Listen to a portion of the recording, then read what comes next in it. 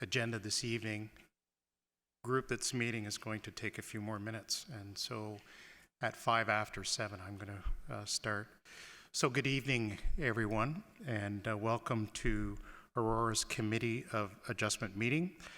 I will start by introducing the committee members and staff. I am the chair of the committee, and my name is Tom Plamondon. The remaining members are as follows. To my left is Daniel Lajeunesse, and to my right is Clarence Liu, and next to him is Steve D'Angeli. Michelle Boyer, who is also on the committee, is absent this evening. She is away. On staff, from City Clerks, Yashita is here. From the Planning Department, we have Catherine Beebe. And the Secretary Treasurer is Antonio Greco. And the planner is Matthew Peverini. For each application that will be considered tonight, the following process will occur. I will briefly outline the purpose of the application or applications, and then the applicant or agent will be given the opportunity to make a presentation. However, one is not required. It is the applicant's decision whether they wish to speak or let the application proceed on the merits of the information as received.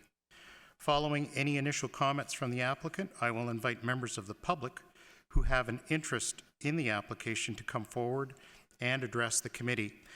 Those members of the public who wish to speak must clearly state their name and address and sign the corresponding request for notice form, which is on the table in front of me here on my left. It's the yellow form that's there. And then after completing the form, please hand it to the Secretary Treasurer.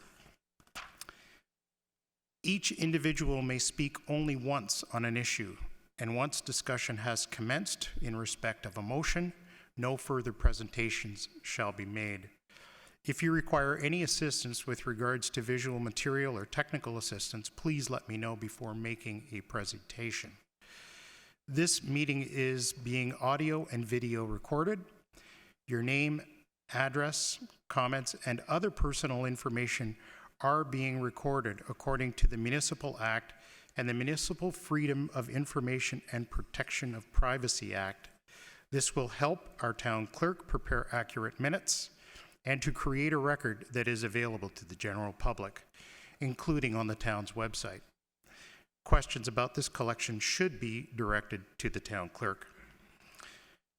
Please be advised that the reports being considered tonight are available, and they're available just outside of the chambers here on a table as you entered.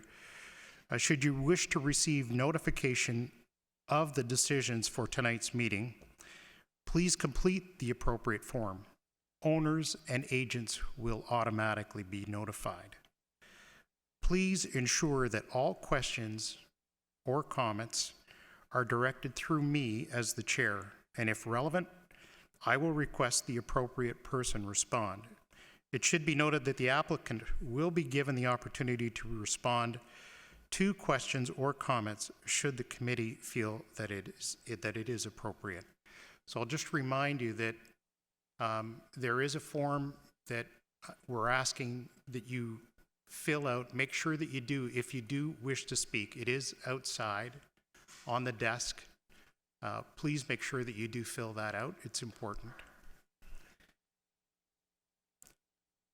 So we will begin this evening's meeting. I will look to members of the committee for approval of the agenda. Oh, Antonio. Through the chair, the sign-in request form at the front is only for items 4 and 5 on the agenda under presentations of applications. Correct. Thank you. So I'll look for a motion from the committee to approve the agenda. I move for the approval of the agenda of tonight's meeting. Seconder? Steve? Thank you. All in favor? Agenda is approved. The chair will note that the meeting minutes on the agenda for this evening were not available prior to the meeting for review and circulation. So I'll ask for a motion to defer approval of the minutes of the meeting April 11th, meeting number 1904. Thank you, Mr. Chair. I move that we defer the adoption of the minutes for the meeting April 11th, 2019. Thank you. I'll look for a seconder. Seconded by Daniel. All in favor of that? And that carries. Thank you.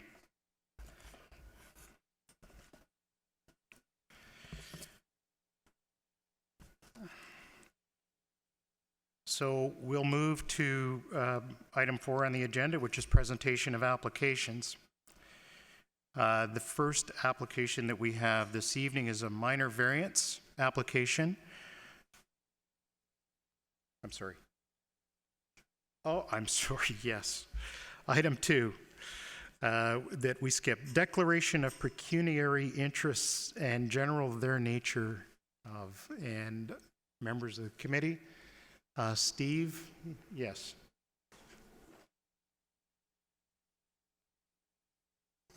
Thank you. Through you, Mr. Chair, I would like to declare a pecuniary interest for minor variance number 2017-15 Stanek for 672 Henderson Drive due to the close proximity of those properties from my own personal residence and the fact that the proposed building envelope will be within sightline of my own home. I would also further like to declare a conflict of interest for minor variance 2017-16 Loser Developments Inc., 684 Henderson Drive, due to my past involvement representing the community here with the Ministry of Natural Resources, Lake Simcoe Conservation Authority, and with the Planning Department itself. Thank you. Are there any other declarations of pecuniary interest? Seeing none. And I thank my vice chair for bringing me back to item 2. All right. So moving to the presentation of applications then. Minor variance application, Gotardo 404 Aurora Inc.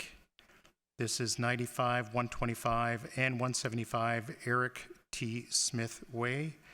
And this is minor variance MV 2019-08.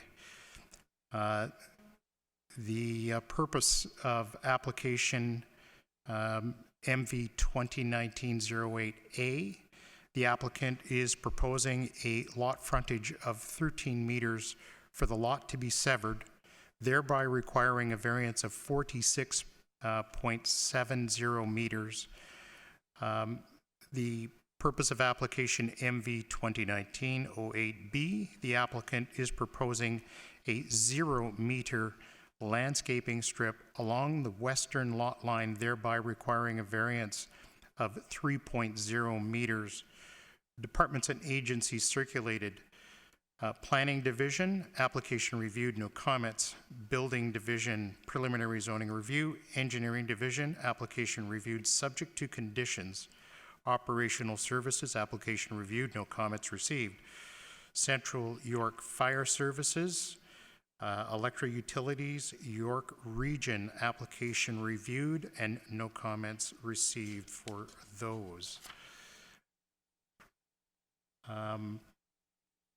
Is the applicant here this evening? Good evening, sir, and welcome.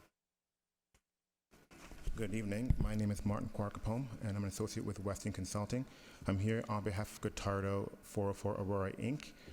To assist them with this application for minor variance to allow for a reduction in frontage for the property. Just ask you to raise the microphone a little bit. Is that better? You. That's better. Thank you. There we go. Through our review and consultation with town staff, we read the reports provided, and we have no concerns with them. You'll note in your package that there is a complementary consent application that's joint with this. As part of that minor variance, it's tied to a request for consent to divide the property into two and would justify and create a reduction in lot frontage on half the property. Thank you. Does that conclude your remarks? No. The staff report provided by the town includes a set of conditions for both applications. And again, through consultation with staff, there have been some dialogue and there will be some revision to the conditions. And I may defer to staff to speak to that. Thank you. Matthew, do you want to address that now? Through the chair, yes. Thank you.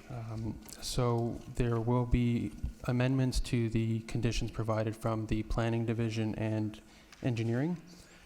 For planning conditions, it is recommended that condition 4 be struck. That condition reading that the owner enter into a letter of undertaking with the town of Aurora, ensuring that a site plan approval application will be submitted on the severed parcel within 12 months. We are removing that as the applicant will have to go through site plan approval regardless due to the nature of the property being industrial in the future. Further, the conditions from engineering will be revised as well. Just the number 1, it will read that the property owner enter into a letter of undertaking with the town to address the following as part of a future site plan application for the severed lot to the satisfaction of Director of Planning and Development Services. So I'm going to go back to the applicant. Is that your understanding of the changes of the conditions? And are you in favor of those conditions? It is my understanding of the conditions, and in speaking with the landowner, they have no issues as spoken by staff.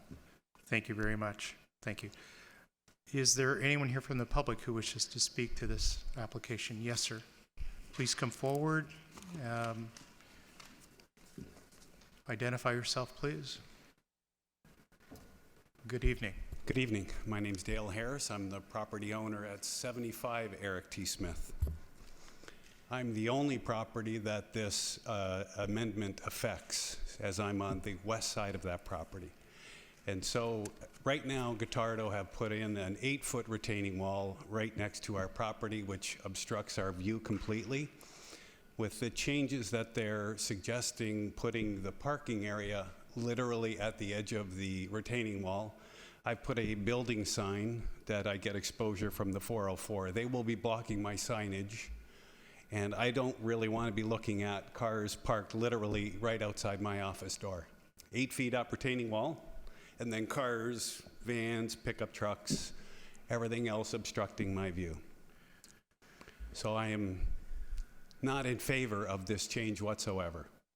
Thank you. Just for clarity, I'm going to ask if there is a copy of the site plan that we can put up. I'd like the gentleman to just identify.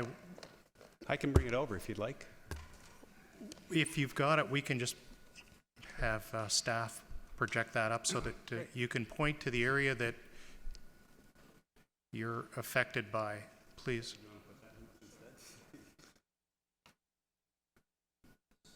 So I am this piece of property right here. So they put an 8-foot retaining wall from this wall all the way down our edge of the building. And then they want to put the parking literally right on top of the retaining wall.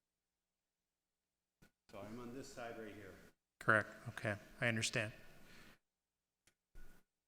All right. Thank you. Okay. Is there anyone else from the public that wishes to speak to this application? All right. Seeing none.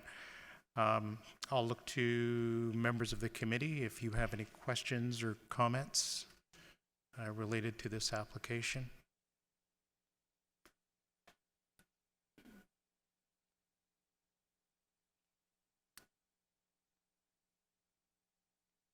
I'll start it. You're okay, Steve? Clarence, you all right? I'm okay. Daniel, you okay? So seeing none, I'll look to the committee for a motion on this application.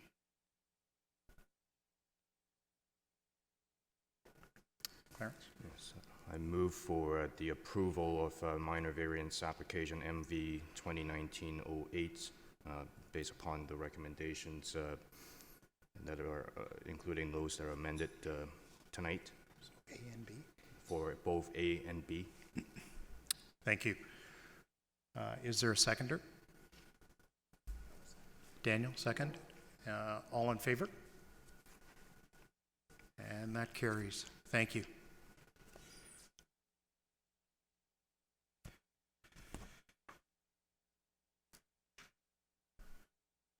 So, next item on the agenda is the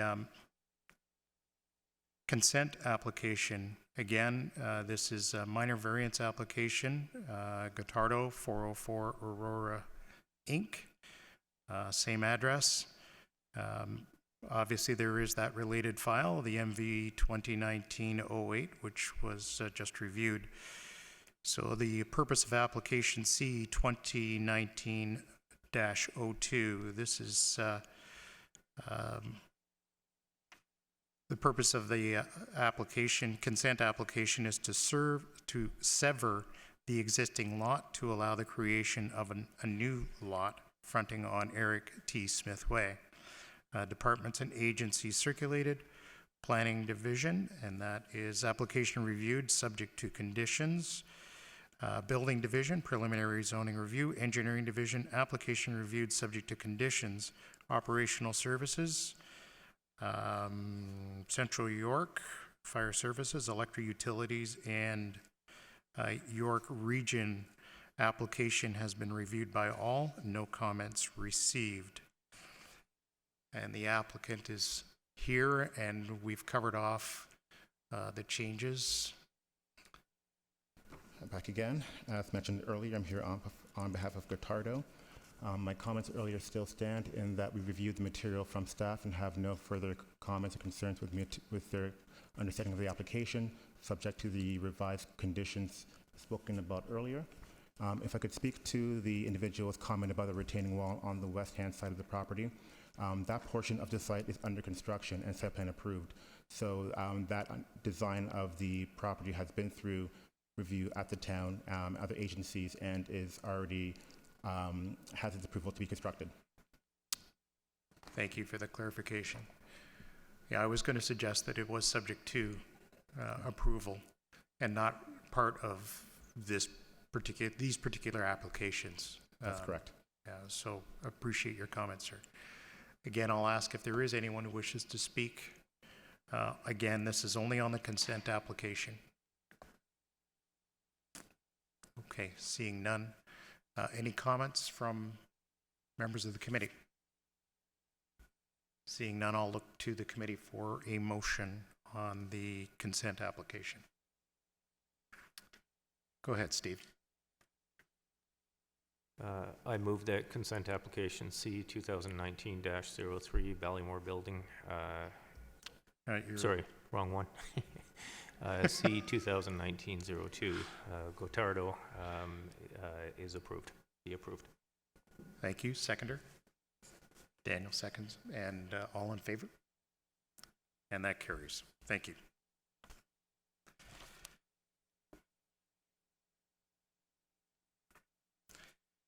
So we'll move on to the next application, and that is number 3. This is minor variance application for BG Properties Aurora Inc., 14452 Yonge Street. And this is, again, a consent application. This is C 2019-03. The purpose of the application noted, consent application, is to provide a servicing easement over a portion of the subject lands. Departments and agencies circulated. Planning Division, application reviewed, again, subject to conditions. Building Division, preliminary zoning reviewed. Engineering Division, application reviewed with no comments. Operational Services, application reviewed, no comments received. Central York Fire Services, Electra Utilities, York Region, and Lake Simcoe Region Conservation Authority. The application was reviewed with no comments received. Is the applicant or agent here? Good evening. Just hit your mic button there for us, please. Thank you. Can you hear me? Yes, thank you. All right. Good evening, members of the committee, Mr. Chair. My name is Thomas Kilpatrick. I'm a professional planner with Malone Given Parsons. We're here for representing the owner of 14452 Yonge Street, which is Ballymore Building South Aurora, Inc., and also the applicant, BG Properties Aurora, Inc. The application is a consent for easement for stormwater works. So the dominant lands in this scenario are Part 1 on Reference Plan 65R 35902, which is the BG Properties Phase 2. And the subservient lands are Part 1, Part 2, and Part 3 on the draft reference plan, which are Ballymore Building. The purpose is for the use, maintenance, repair, and replacement of stormwater works situated on, or to be situated on the subservient lands. So this is just the overall development plan for the block. I thought it'd be helpful. This is a single detached common element development. The BG property lands are to the south, and the Ballymore building lands are to the north. So this is a image of the easement. It's a 2.4 meter easement. It conveys stormwater through a storm pipe from the BG lands to the Ballymore building stormwater management pond, which is located in block 43. And it travels between lots 2 and 3. This is the draft R plan of the easements. The easement is highlighted in yellow. The easement is a condition of draft plan of subdivision approval for the Ballymore property. Essentially, the works to be constructed within the draft plan may provide infrastructure to service additional lands external to the draft plan. The owner shall proceed with the construction of these works and grant any easements over the lands to the adjacent landowners. So the consent for easement meets Section 5124 of the Planning Act. The health and safety and convenience and welfare of present and future inhabitants is maintained, and it represents good planning. That concludes my presentation. We have reviewed the planning report, and we're fine with all the conditions. Thank you, Mr. Kilpatrick. Appreciate the presentation. So I'll ask if there is anyone here from the public that wishes to speak to this application. So seeing none, I'll ask for comments, questions from members of the committee. None? None. Terrific. Thank you. I'll look for a motion then with regards to this application. Steve? I move that consent application 2019-03 be approved, subject to the conditions outlined in the staff report. Thank you. Look for a seconder. Clarence, thank you. All in favor? And that carries. Thank you very much. Thank you.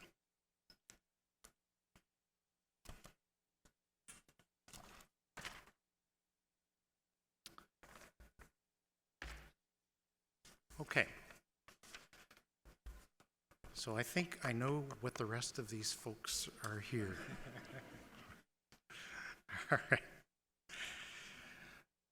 So for those of you who weren't here for the beginning of the meeting, I will, as chair, officially welcome you. I'm hoping that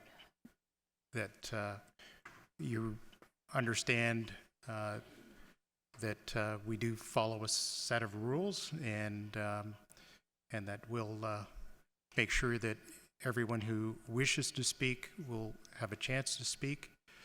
And I will ask again that you clearly state your name, your address, and the forms for those who wish to speak, and those who wish to receive notice are on the desk outside and on the table here in front of us. I see that Steve D'Angeli has declared his pecuniary interests and has left the room. I think. I didn't see him leave. He is no longer in the room, so we can go ahead. So the first application is minor variance application Stanek, and this is 672 Henderson. This file is MV 2017-15, so it goes back to 2017. I was here for part of it, and I remember the activities associated as it came before the Committee of Adjustment prior to date. The purpose of application MV 2017-15A, the applicant is proposing a building envelope of 480.0 meters squared and associated driveway, whereas section 14.1.2 II states that no development or site alteration shall occur on that portion of said lot that is within key natural heritage features.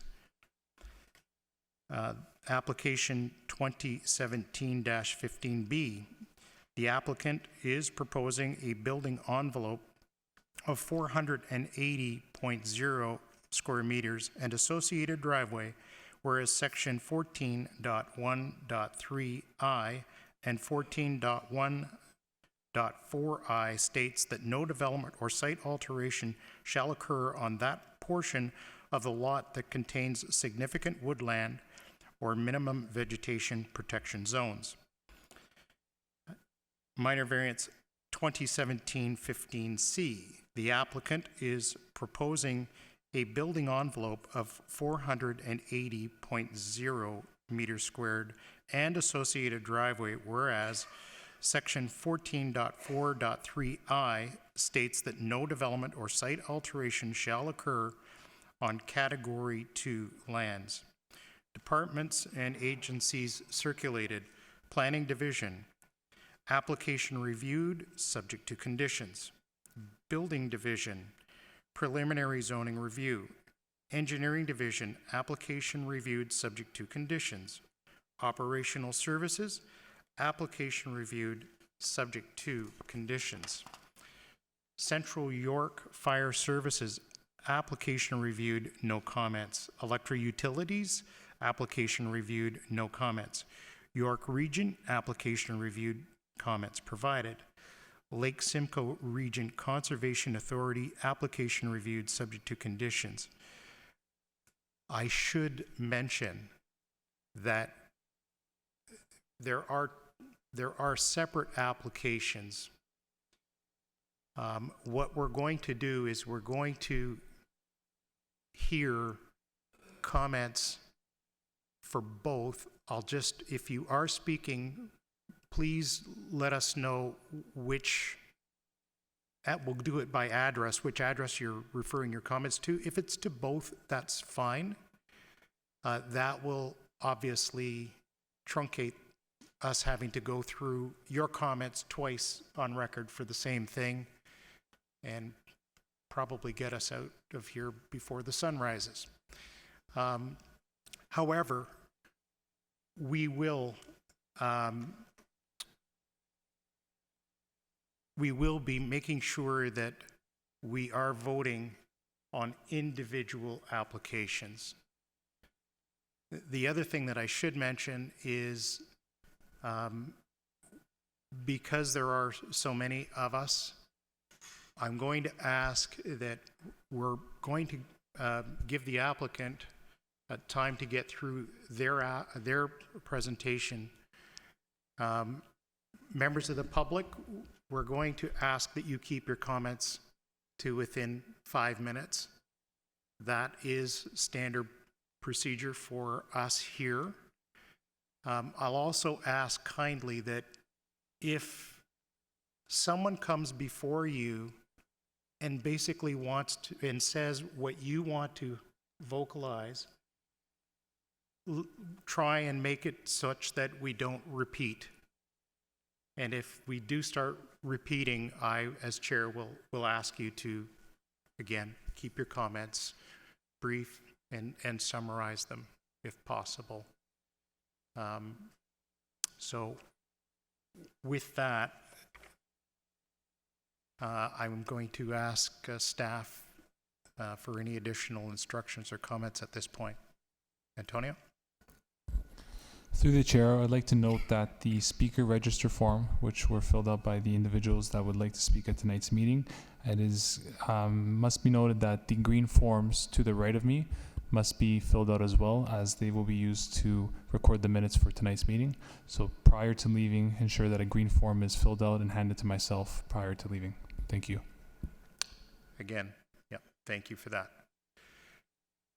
Okay, so I hope everyone understands how we're doing this. Okay, so I'll ask the applicant. Good evening, sir. To come forward. Good evening, Mr. Chair, members of the committee, staff, members of the public. My name is Ryan Guter, and I am a planner with Weston Consulting.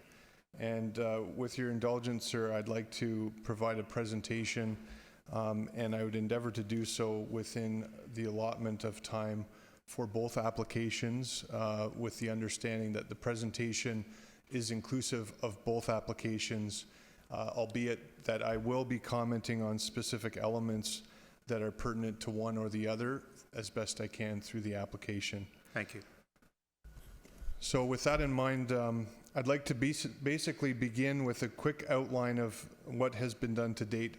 2 years have expended since we were here last. There's been a number of changes that have made, and many of those changes have been in response to comments and feedback through the process. The lands in question, which I'll describe briefly, are 2 existing lots of record. They are very large in size.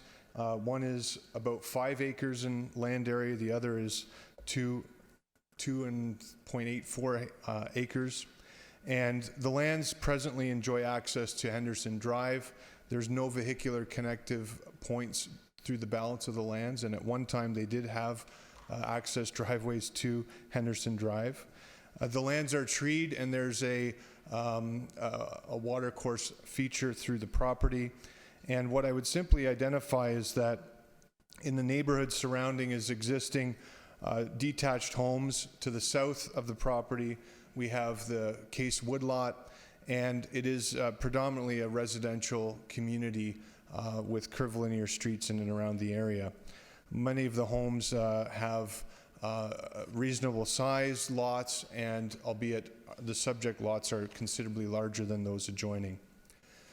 I'd like to just summarize briefly that it is my opinion that the applications have planning merit. The lands have been very well studied, and the conclusions of Keynote are that the ecological integrity of the lands have been maintained, and it's my comment to the committee that we are seeking the committee's approval of both applications. And I would simply note that there are key policies that have been considered and studies that have been done resulting in a number of things. And I'd like to just highlight for a moment what was well covered in the introductory remarks. The bylaw requires essentially what is a screening exercise for the purposes of determining the appropriate location for a dwelling if it's an existing lot of record. And that exercise has resulted in natural heritage evaluation being done and a tree inventory, as well as other technical studies, including grading work. And what I'd like to highlight is that the first submission occurred and provided a number of materials. It included a natural heritage evaluation. It provided a certain composition of driveway and lot area. But what did occur is a resubmission took place wherein additional material was provided back in February. And ultimately, there was a final submission provided that had a lot more information, and I would just note that as part of the process, consultation has occurred with various agencies, staff, and the benefit of comments from the public have also informed our responses as well. I would like to note that in addition to that submission in March, there were comments provided after that, including some adjustments that had not been fully reflected in the staff recommendations, but I intend to highlight some of those in a moment. The lands themselves are designated in the Oak Ridges Moraine settlement areas. They have various policies that are identifying permitted uses, and of particular note, they are also zoned in ER zone, which is an estate residential zone. Under the official plan as well, they have various designations, but in particular, what's most important about those designations is that they do push you to the policy that allows existing lots of record and previously authorized dwellings to take place. This is the updated concept that shows I've got a pointer on the left screen here. It shows the building envelopes, which are confined to this area. This envelope was adjusted from the original application. It was shifted over with a greater setback to the west. In addition, this is the driveway location. What I would note is that the original application had the driveway adjacent to the property lines here. It has since been shifted away while being also separated from the extent of buffering of the environmental lands through this area. The 672 application is identifying the building envelope in this location here with the driveway. There's been adjustments to it. But what I would like to highlight is that what isn't reflected in the staff report for 684, the westerly property, is that there have been adjustments to the grading, and I would like to highlight that this particular area, there was extensive grading conceived of in the original application, which had additional area of disturbance, as well as through the establishment of the driveway locations. One of the key adjustments that's been made is the elimination of this area of grading through the use of retaining walls, as well through the extent of the driveway location here and here. And what this represents is an improved situation for the extent of area occupied by the driveway and grading and the dwelling area. I'd like to highlight that the dwelling within the envelope, we're seeking approval for the envelope, but the dwelling itself, the footprint is restricted to 500 square meters. And that is based on requirements of the Oak Ridges Moraine policies, which we intend to maintain.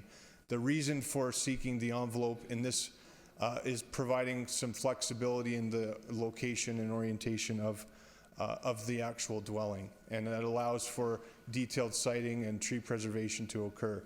With your indulgence, sir, I'd like a time check because I'm looking at my clock timer and want to make sure I've got sufficient time to continue. So. Yes, and I think I mentioned at the onset that we were aware that you had an extensive presentation, so please continue. Okay, just give me a fair warning if I've got another 2 minutes or a minute to go, sir. No, you just continue. Thank you. So what I did want to highlight is that this plan represents the updated grading plan, and you'll see the area of disturbance is identified. It is reduced. And that was a direct result of discussions with staff that have occurred based on the last material provided. I'd like to highlight for the benefit of the committee and the public, since the process of nearly 2 years of review, there has been a peer review, an ecologist by the name of North-South Environmental, who have actually peer reviewed on behalf of the town the natural heritage evaluation completed by Beacon. I should mention Beacon is actually present this evening to the extent there's questions of our ecologists here. Lake Simcoe Conservation Authority have reviewed the application more than once, and we've had extensive discussion. They have provided conditions and have no objection to the application with the conditions being applied. The regional municipality of York have identified no concerns or comments with the application, no conditions. Your own town engineering department have applied conditions and have accepted some of the technical submissions, including a sightline analysis that was done, raised by members of the community, and that was responded to.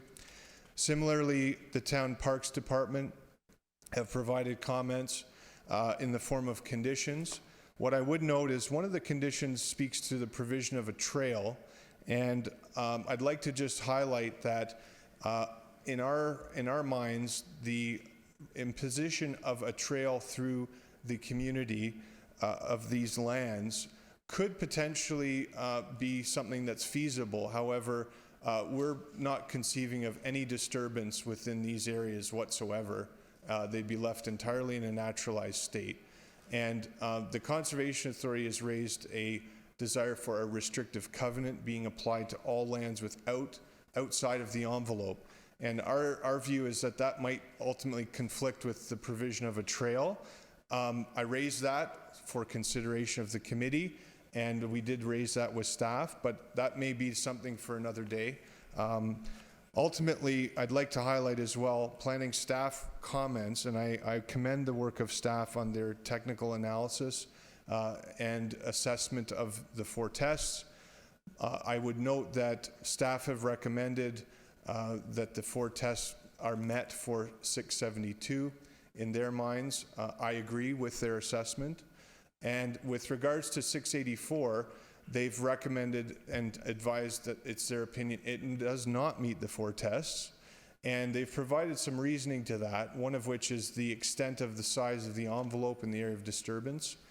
And in my remarks on the 4 tests, I'll comment that in fact, I do believe that this application has merit, and the simple reason is the assessment of staff did not factor in the grading adjustment, and that was a simple function of not enough time to get that analysis woven into their findings, number one. Number two, that we do know and we have confirmed that the envelope is larger than the dwelling would be, and that's to provide flexibility. In actual fact, the envelope will not be fully occupied and cannot be fully occupied. The result of that, sir and members, is that the extent of disturbance will not be as the extent of the envelope, but we're saying 500 square meters within that will be the area, and that's the same, in fact, very similar to the size of the 672 dwelling. So in my submissions to you, there is a basis of merit on the assessment, similar to what staff provided for 672. There is acknowledgement that there's a longer extent of the driveway for 684. However, it's been strategically located to be as far away from other features, if you will, on the property. I would like to now turn to a summary of observations and then the 4 tests very briefly, sir. First and foremost, there's been very extensive technical analysis done in the form of many studies, revisions to those studies as a result of members of the community's response, which we've benefited from, as well as the agencies that have commented on this and the town's own peer review exercise. The subject properties, both of them, have the benefit of previously authorized permission for a dwelling under the Oak Ridges Moraine Conservation Plan. That is central to the basis of the application. The Oak Ridges Moraine policies intended to allow that to take place. It is recognized further in that test that it is not the test of there being no impact or no disturbance.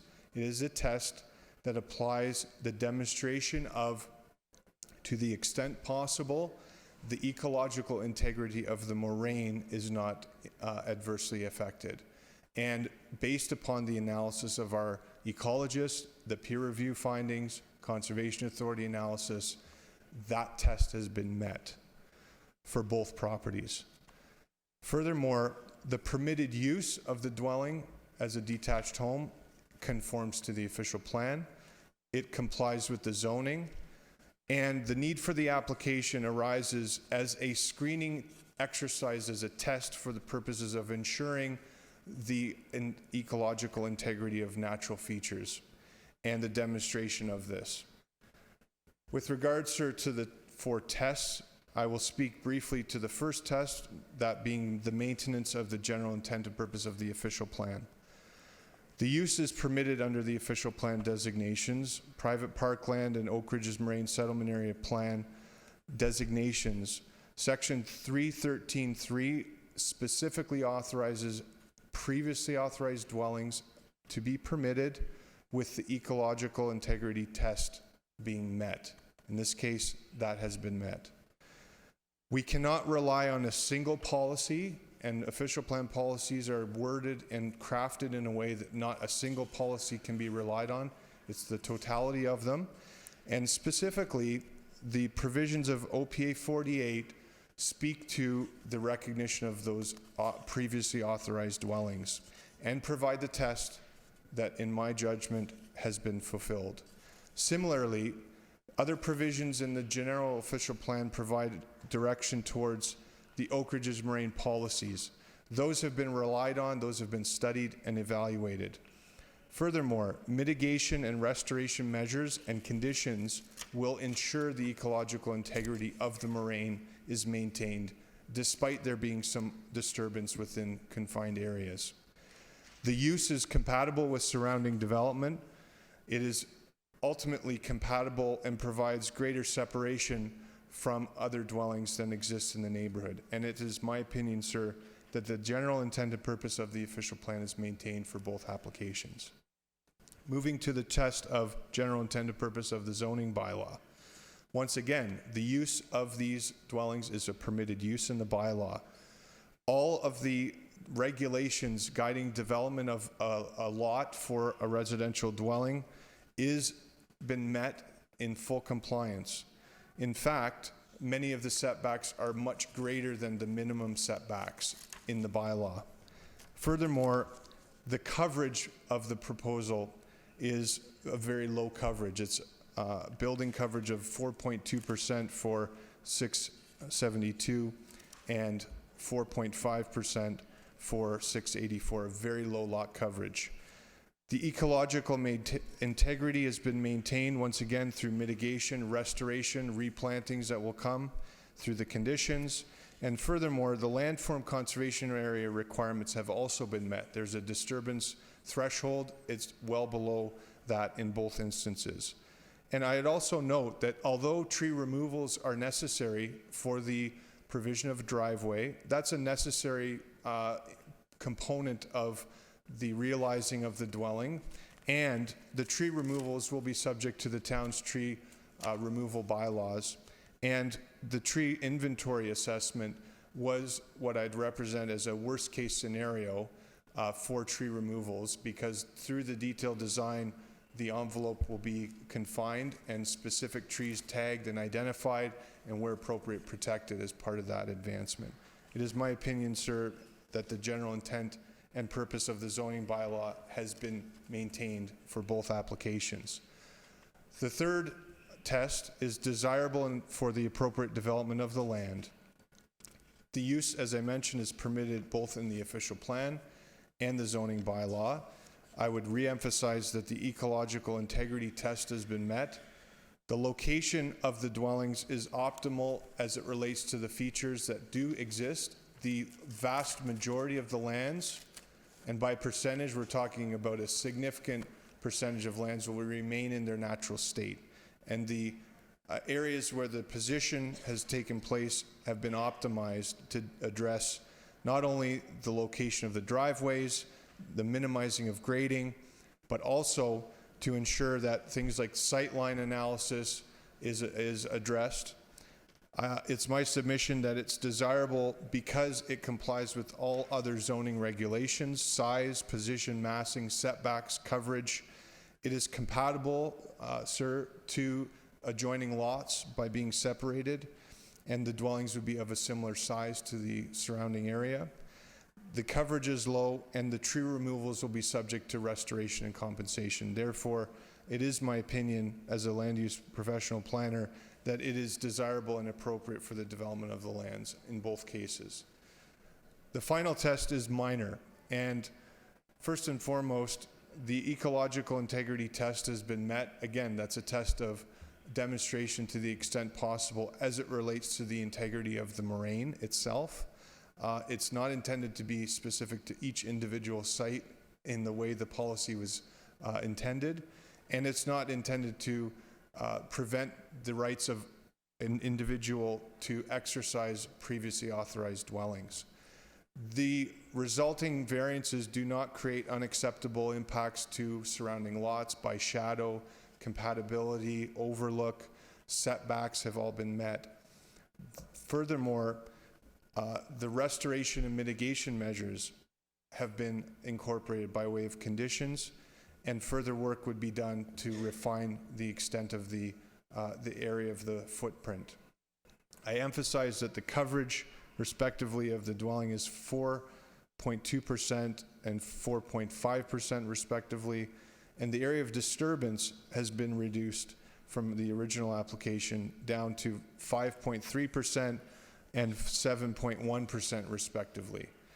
That, in my opinion, is minor. Tree removals, in my opinion, are minor in nature. Even though there will be tree removals, they will be replaced and restored through a restoration plan. And the extent of grading has been modified further to reduce the extent of grading. And furthermore, the area of disturbance from a landform conservation area metric is well below the permitted disturbance. So for those reasons, it is my opinion that both applications have met the test of being minor. Final thoughts, sir. I would ask the committee for their approval of both applications. I would comment on two aspects related to the conditions, and in large measure we're supportive of the conditions. In fact, we feel that detail is necessary. But first and foremost, I would request the committee consider that the condition imposed with regards to a time frame on 672 has been imposed of a 24-month period to fulfill all conditions. My submission to you is that we may need more time to do the work necessary, and our preference would be that there be no time frame. If there was a time frame, I'm suggesting a little bit more than 24 months, given our need for seasonal assessments and so on, and would be seeking a 5-year period to the extent the committee would indulge. Similarly, I mentioned the condition about the trail. That's something, in my opinion, that's somewhat detached from the merits of the application and could be addressed by the town separately. I do believe the applications have considered the very extensive input, and including the presence of the community here tonight. It's a demonstration of community interest, and I thank you all for being here. I will simply say that my objective this evening is to be as helpful and informative to the committee, to the members of the community, and I've engaged with some of you throughout the years. I'm here tonight with lots of information that if there's questions that come up of the technical materials, I did not have an opportunity to get through all of it. I'm here as well as my other team member, Jenna, from my office as well. I would emphasize that our ecologist is also present to the extent there's technical questions that require answers. And thank you, Mr. Chair and members and the public for your indulgence. Again, here for any questions. Thank you very much. Thank you, Mr. Kilpatrick. Oh, I'm sorry. Sorry, Ryan. Gooder. Sorry, sorry.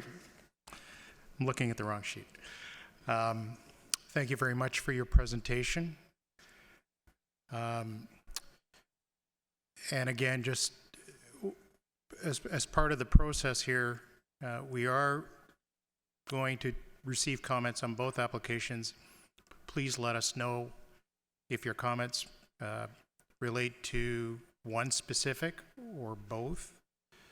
The other thing I should note is that once we deal with this particular application, the second application will have to be read into the minutes I will not be asking for a presentation from the applicant, and I will not be asking for comments from the public. So if you would kindly just keep that in mind. And the reason that I will be doing that is because we do have to vote on these separately. And one other point of information that I feel I should mention, you see 3 of us here. 1 member is away, and 1 member has declared a pecuniary interest. We still have quorum. So we are in a position to deal with these applications. So I will ask for comments from the public. I would again remind you that please do identify yourself.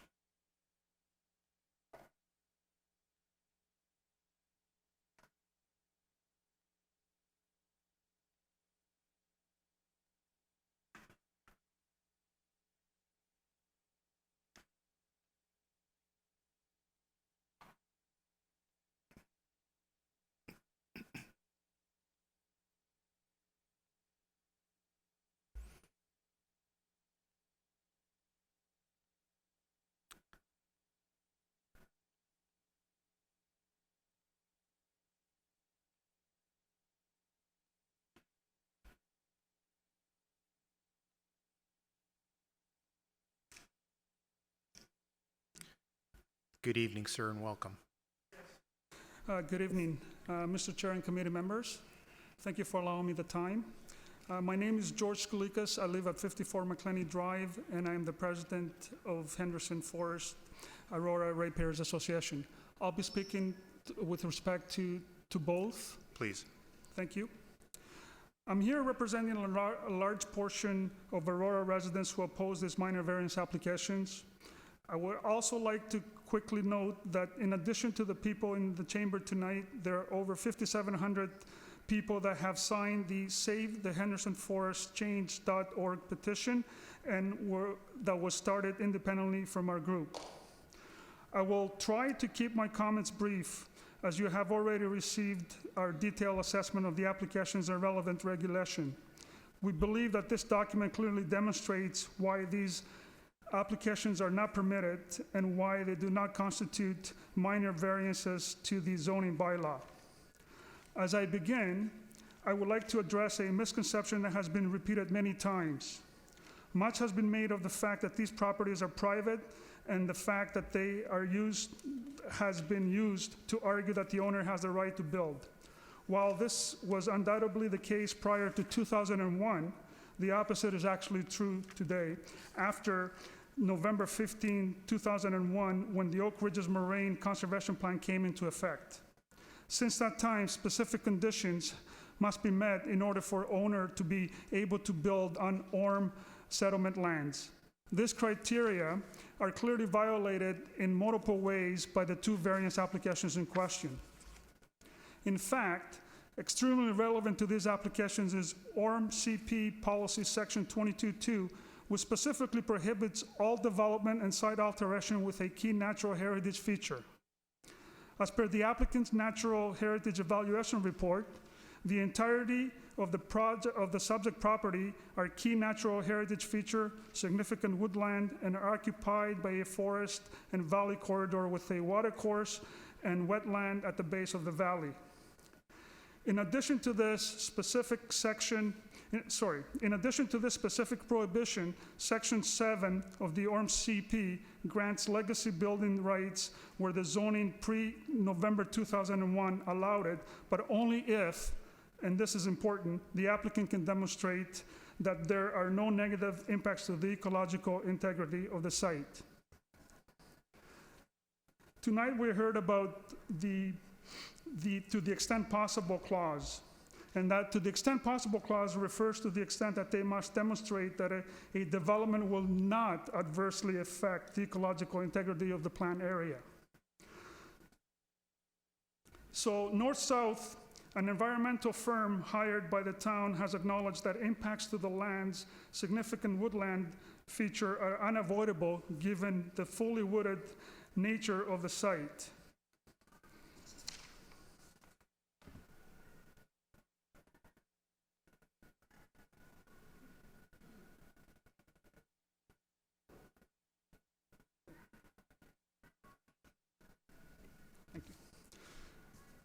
Town of Aurora official plan has also designated the entirety of both properties ORM, endangered, rare, and threatened species habitat, which is another protected area under the ORM CP.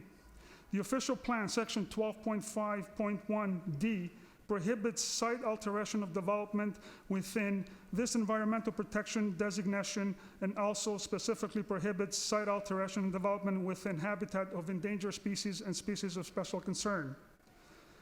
The applicant told you this evening that everything has been done to reduce impacts and to reduce impacts even further, and that continued effort will be made during the design process. This deflects from the issue that's not relevant. The bylaws clearly state that there should be no negative impact to the ecological integrity of the lands. So to summarize, the ORM CP prevents building in key natural heritage features. The proposed developments would be built entirely within key natural features and would entail the removal of large portions of this feature, as well as large areas of endangered species habitat. The ORM CP general provision recognized zoning rights pre-2001, provided no negative impact to the ecological integrity of the site. The applicant plans to remove significant portions of mature trees and environmentally sensitive wildlife habitat is well documented with adverse impacts. Clearly, the applicant has been unable to demonstrate that no negative or adverse impacts will occur as required by ORM CP and Aurora's official plan. The applicant. I'll ask the Conclusion. conclusion. Very Thank good. you, sir. Yes, the applicant is asking the town to set aside municipal and provincial protections in order to permit development where it's explicitly prohibited. In conclusion, we're asking the committee to reject both of these applications and preserve the lands, not just for us here today, but for the future generations of Aurorans who stand to lose if this area of pristine, environmentally protected woodland and endangered species habitat is destroyed. Once it's gone, it's gone. It's easier to protect than to restore. Thank you.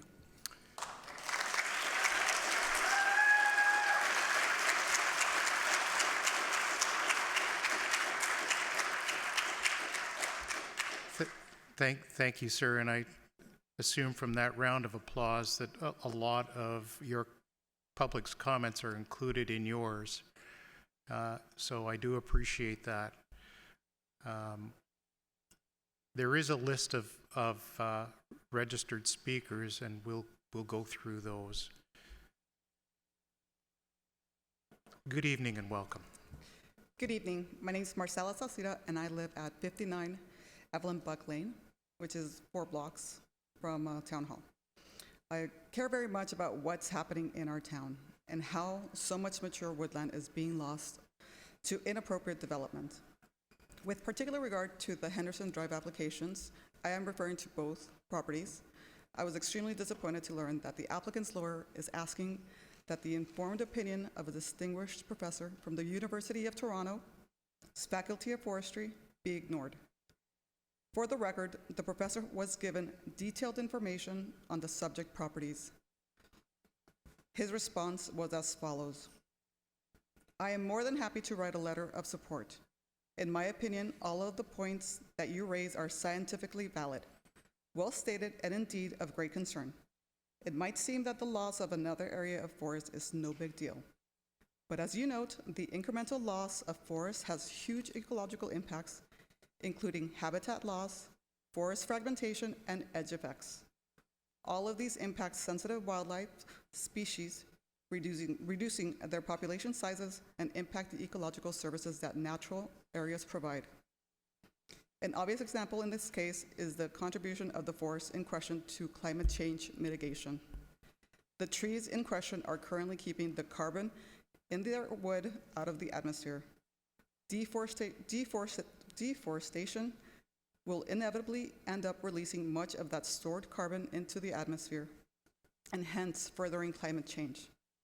As a professional scientist and conservation biologist, I urge the Aurora Committee to ensure that these valuable forests are preserved. So a respected professor from the University of Toronto's Faculty of Forestry is urging the committee to preserve these valuable forests. Personally, I think we should listened to his unbiased opinion, which was given freely and based on extensive research and experience in the field of forestry and conservation. Healthy trees and forests are essential for healthy communities. There are green infrastructure providing us with essential services. They filter air pollution, retain and filter stormwater, and mitigate the increasingly extreme heat island effect experienced in urban areas. They also improve the physical, emotional, spiritual, and mental health of residents. Forests within our urban centers also enhance soil biodiversity, provide habitat for pollinators, help prevent erosion, and mitigate drought. Over half of the species of conservation concern in Ontario use habitat in southern Ontario forests.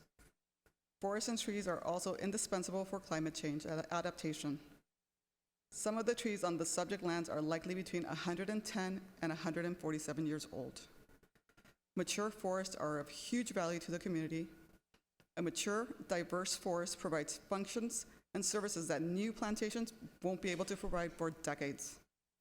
The trees in the Henderson Drive area contribute to a regionally important groundwater system and are considered to be environmentally significant.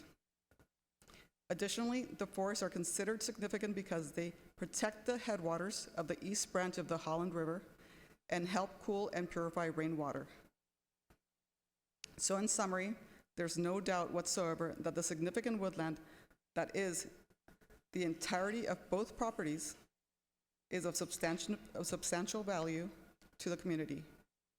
Independent professional opinion confirms that it should not be fragmented.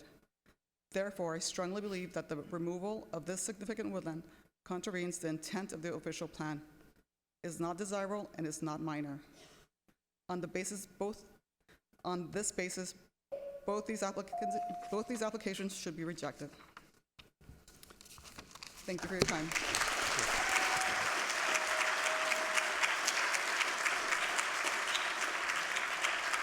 Thank you. Just while the next member of the public is coming forward, I will mention to both the applicant and to members of the public that this committee, and I can speak, I guess, for all of us, have spent hours upon hours going through all of the information that has been presented and revised. So a lot of the comments that were made by the applicant and by yourselves, and I'm sure more to come, have been contained in a lot of the correspondence, emails, and what have you that we have and staff have had ample time to review. So thank you very much. And good evening and welcome. Is this on? Yeah. Okay, my name is Mary Walker, and I reside at 18 McLenny Drive, and I'm speaking on behalf of both applications. Thank you. I would like to express my concern regarding the tree inventory that was carried out by one of the applicant's representatives, Beacon Environmental. As you're probably aware, the community asked the town for a tree inventory in order to confirm the number and species of trees to be removed. This exercise was also meant to confirm the presence or absence of the endangered butternut tree. We believed this necessary due to the fact that the butternut has previously been identified in the adjacent case woodlot as part of a woodland survey. The MNRF also has records of the butternut in the vicinity. The tree inventory submitted by the applicant on March 13th was not, in fact, an inventory, i.e. an accurate record of the precise number and types of species to be removed. Instead, Beacon Environmental undertook a plot survey using 53 plots throughout the entire property, with only one plot located entirely inside the development footprint and 15 plots, or 28%, partially within the development footprint. The remaining 37 plots, or 70%, were entirely outside the development area. This chosen methodology begs the question as to why so much trouble was undertaken to count trees within 53 plots when 37 of them were entirely outside the proposed area of disturbance and only one plot entirely inside. We reached out to a professor at the University of Toronto's Faculty of Forestry. He replied, "It certainly seems bizarre to me that one would rely on information primarily outside of the area of interest, and moreover, that would require one to make inferences. And the obvious thing to do is exhaustively survey the actual area in question, which could be done very easily. The community had anticipated that the proposed area of development would be surveyed as per what was promised. We do not understand why this did not happen. In a letter of April 4th, 2019, from North South to the town, North South states, although we have concerns with the tree inventory, we do not feel that refining it will lead to any further opportunities to reduce impacts. Its purpose being to estimate the trees that will likely need to be removed to accommodate the proposed residences, thus assisting in documenting the extent of impact and providing a basis for compensation. This implies that the Committee of Adjustment does not have a decision to make and that this decision had already been made to approve the applications, with the only remaining question being with what level of compensation. We asked the town to explain the rationale in accepting Beacon's methodology of demonstrating the quality and quantity of trees within the subject area by assessing the vast majority of trees outside the subject area. We have not received an answer. However, in its letter of April 4th, 2019 to the town, North South states that sampling, as opposed to a complete count to estimate the number of trees to be removed, was appropriate at this stage of the application. This tells us that the whole process appears to be a predetermined exercise. Let me be clear, the applicant is seeking to waive 2 zoning bylaws that protect the land's significant woodland, a key natural heritage feature in its entirety. Therefore, it stands to reason that for the Committee of Adjustment to make an informed and environmentally responsible decision, the quality and the quantity of trees, including possible endangered species, should be made known prior to making that important decision. We ask the committee to look at the methodology for the tree inventory, to take note of North-South comments and decide whether right is being done. We believe that it is not. Thank you.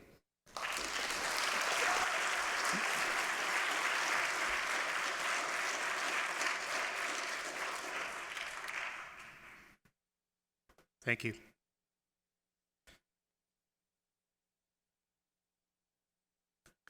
Good evening, sir, and welcome. Hi, my name is Kurt Mighton, and I've been living at 22 McClenny Drive for more than 2 decades, and I'm speaking towards both proposals. Thank you. And I just want to start off by saying the Town of Aurora's official plan says that its intent is to protect and enhance the natural environment for current and future generations. Future generations obviously speaks to me, and I cannot see how this proposal to destroy so much of this forest represents or reflects any of that intent. The vast majority of climate change experts consider climate change to be the most serious environmental issue facing humankind. Addressing climate change at the local level is crucial. So dismissing these proposals is crucial for my generation, who has the unfortunate reality is that we've been tasked to deal with climate change in the future. So we rely on members of committees like you to enact change at local levels to make positive change for our future. So the decisions you guys make today affects my generation and other generations to come.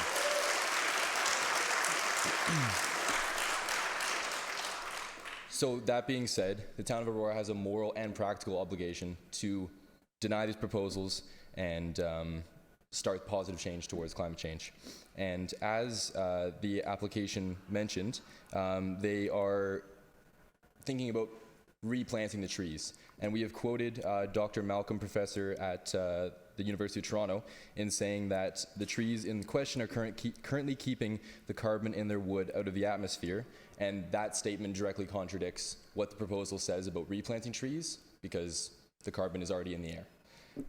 So simply put, as a 22-year-old resident, I urge you to do the right thing and reject these proposals and make my living in the future a possible reality.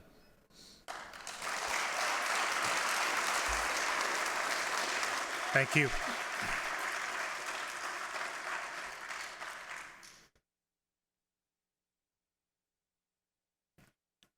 Yeah, you may have to adjust that down and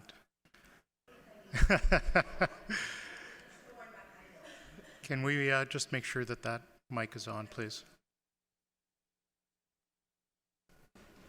Okay, can you hear me? That's great. Thank you very much. Good evening. Good evening. My name is Cher Piazza, and I live at 63 Watts Meadow, and I'm addressing both properties this evening. Thank you. I'm here to express my deep concern regarding the endangered bat population believed to be present on the subject lands. According to the MNRF, 2 endangered species of bats have been identified in the vicinity and are likely to be present. However, a further 2 endangered species of bats were also included in the most recent bat survey carried out on the properties. Therefore, we can likely assume that 4 species of endangered bats may well be present. Certainly, the community knows the bats are present on the properties and has video evidence of this. These endangered bats are facing an unprecedented threat of disappearing altogether from Canada. According to the Toronto Zoo, 1 such species is predicted not to exist in Canada by 2025. Populations have experienced a 92% decrease in numbers due to a combination of white nose syndrome and habitat loss. The MNRF's own literature calls for stricter rules regarding the treatment of species that are already in crisis. With all this in mind, we should look at what the applicant is proposing, which is the removal of over 58,800 square feet of maternity roost habitat, including the removal of 56 snag trees, i.e. the trees where the bats live.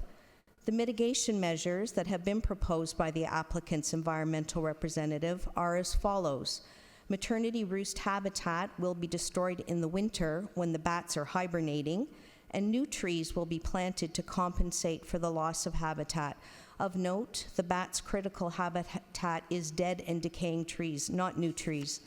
We reached out to Dr. Brock Fenton, a leading bat specialist who's been studying the species since 1969. In his professional opinion, these mitigation measures will not protect these endangered bats from harm. He says removal of over 0.45 hectares of forest habitat is likely to have a negative impact on both individuals and populations of endangered bats. Their critical habitat should not be disturbed. Destruction of roost trees has a strong negative impact on bat populations. This will not be mitigated by adjusting the time of habitat destruction. Planting of new trees will not mitigate the impact of roost loss. In light of Dr. Fenton's professional opinion, given freely and willingly, we can only conclude that these mitigation measures will not protect the bats. While we know that the MNRF does become involved at a later stage, the problem here is this.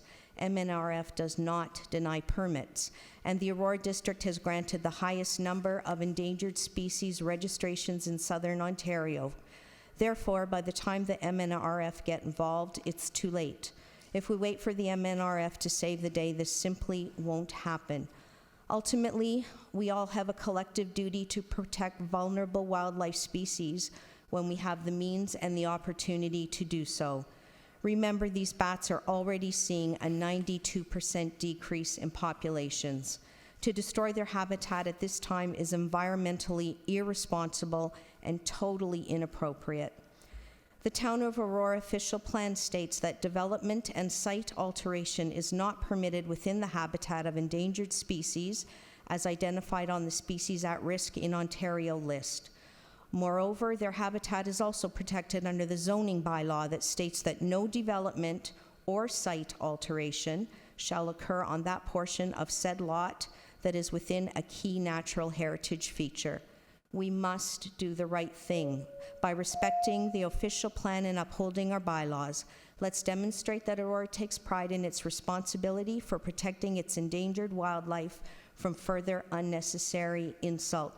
Please reject these applications on this sound basis. And finally, I leave you with the words of Joni Mitchell. Don't it always seem to go that you don't know what you've got till it's gone?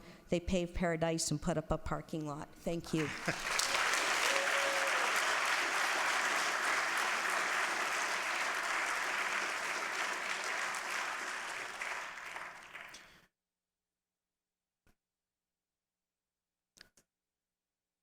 Good evening. Welcome. You can readjust that mic. Flo Leva. I live at 30 Watts Meadow, and I'm speaking to both properties this evening. And I am going to talk about the impact of turtles on the subject lands. So we all know that turtles are present on the proposed lands and that it is used as a location for their rest, foraging, and mating and possible nesting. I am concerned that our snapping turtle and Midland painted turtle populations will suffer, in addition to other species using this naturalized area, such as salamanders, frogs, and snakes. Snapping turtles are listed as a species of special concern provincially and federally, and the Midland painted turtle as a special concern federally. Salamander Pond is located within 120 meters from the proposed development. While I realize that Salamander Pond is an obvious habitat for the turtles, I would also like to point out that this pond is a busy public place. There are limited areas there for turtles to seek solace. The north side of Salamander Pond is connected by a stream corridor and is situated in both the 672 and 684 Henderson Drive properties. This stream corridor provides additional sites for turtles to rest and forage undisturbed. The stream corridor also provides a route for turtles to travel along in search of other nesting areas and possible mates. To shed more light on the general use of habitat turtles will avail themselves of, the Ontario Turtle Conservation Centre outlines the following. Turtles travel during the season for mating, nesting, to search for suitable habitat and preferred feeding sites, as well as a search for hibernation sites. One turtle can have an extensive home range, and this is necessary to carry out their natural behaviors. Turtles have a strong site fidelity, and their survival is compromised if forced to move out of their known areas. Turtles do not remain in one particular area, and in fact, the number one reason that half of the world's turtle species are in danger of extinction is habitat loss and fragmentation. This is then followed by road mortality due to their extensive travels by their needs to cross roads. Disruption to turtles through loss of supporting habitat will occur if this development moves forward. Turtle populations experience extreme difficulty in recovering from even small losses of adults. The town of Aurora's current official plan prioritizes environmental responsibilities as one of its main purposes. In addition to the town's official plan, consideration should also be given to the policy outlined under the Oak Ridges Moraine Conservation Plan. Within this plan, the watercourse corridor on the subject land should be given weight under the policy heading Protecting Ecological and Hydrological Integrity, as this watercourse and floodplain habitat support a number of natural heritage features such as valley lands, wetlands, floodplain areas, and a potential significant wildlife habitat.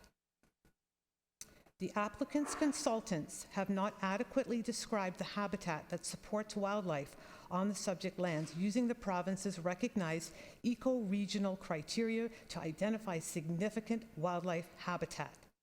Therefore, my concern is there has not been adequate consideration given to the resulting disruption of their habitat, specifically reptile hibernaculum, animal movement corridors, and rare species. Please help to protect all species of animals that use these pristine lands and their habitat by saying no to damaging and causing irreversible harm to this natural area. The town of Aurora has already lost so much of its natural, topographical, and beautiful landscapes through mass development. Please keep this jewel intact through upholding the distinct values this property holds and by rejecting this absolute and unnecessary destruction of natural areas to accommodate another monster home. It is one of the last remaining pristine tracts within the boundaries of Aurora. Thank you.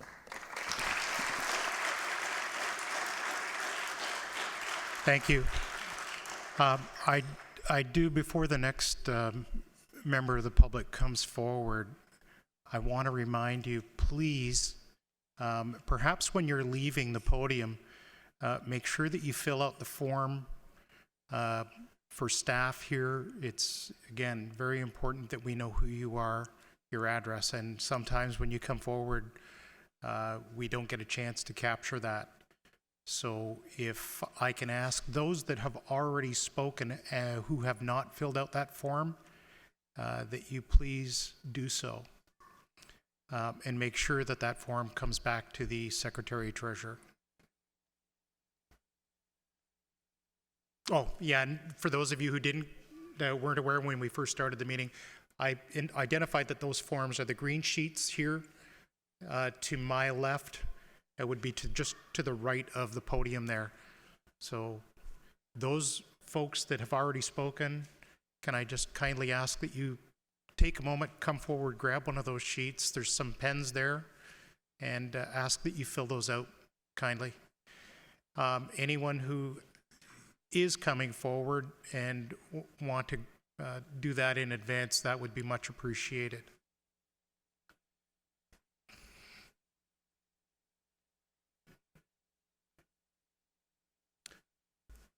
Good evening, sir, and welcome. Thank you very much. My name is Rob Nero, and I live at 8 McClenny Drive, and I will be speaking to both properties. Thank you, sir.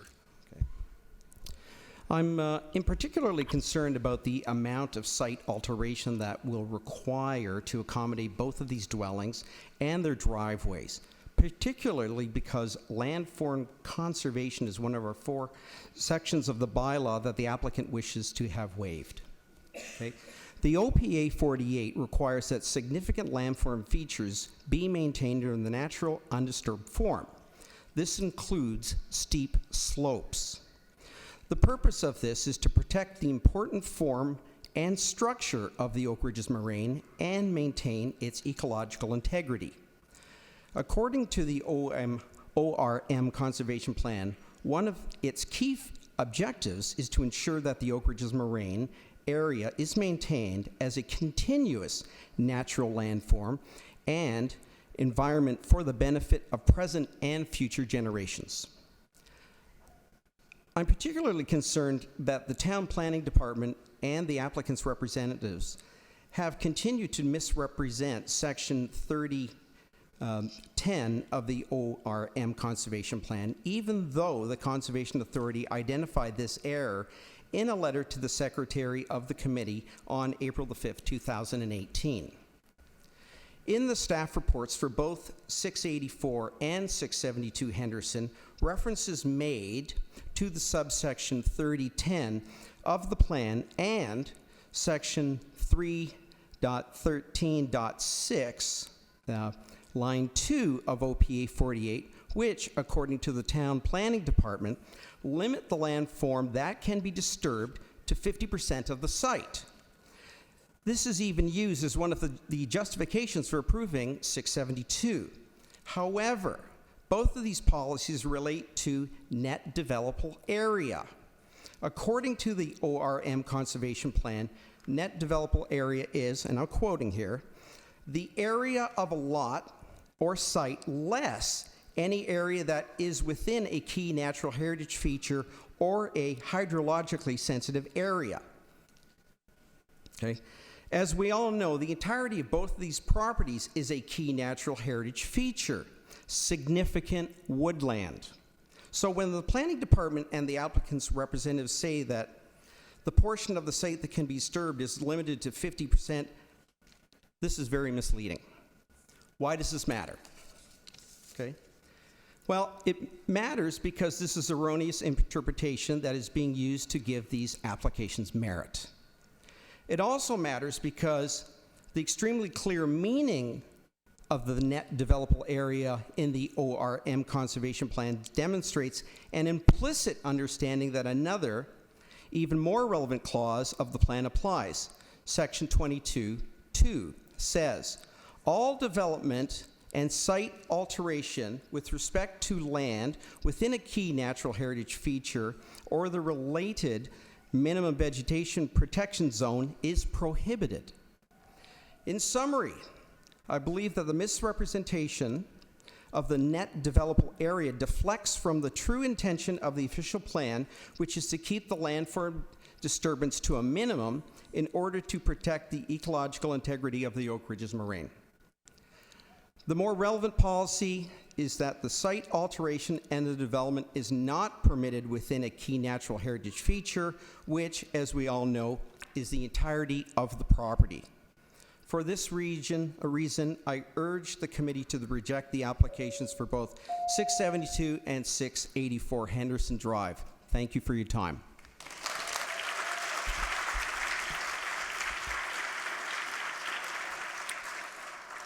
Thank you for your comments, sir. Actually, thank all of you for your comments. Good evening and welcome. Thank you. My name's Eleanor Kenyon, and I live at 47 McClenny Drive, Aurora, and I'm speaking on behalf of both properties. Thank you. I'm an animal biology student at Guelph University. I'd like to bring to your urgent attention a report released 4 days ago by the United Nations.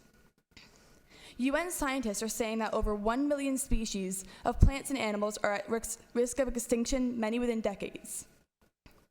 UNESCO has said these findings put the world on notice and also states we can no longer continue to destroy the diversity of life. This is our responsibility towards future generations. Highlighting the universal importance of biodiversity, which is the diversity within species, between species, and ecosystems, UNESCO says that protecting it is as vital as fighting climate change. The UN study concludes that human activities threaten more species than ever before and warn that action must be taken now. In Canada, we're losing species at historical rates. Over 500 species are listed as facing extinction, including 5 species that, according to the MNRF, are possibly present on the subject lands. At least 2 are certain to be present. If we know this, then shouldn't we as a community be doing everything in our power to protect them? I'm learning in my studies the serious threats to our wildlife and our forests. What I see as an animal biology student is that what's communicated in the impressively written government websites about protectionist measures isn't what happens in practice. I've been following the Henderson Drive applications closely, and I'm saddened by the disconnect between what's written in the official plan and the bylaws and what appears to happen in practice. The connectivity and biodiversity of the subject lands hasn't, to my knowledge, been examined, even though we know that potentially 5 endangered species are present, as well as species at risk. I'm guessing that this hasn't been done because it's too complicated, but that's the point. We often don't know the negative impacts until it's too late. But according to the UN, this is not the time to take risks.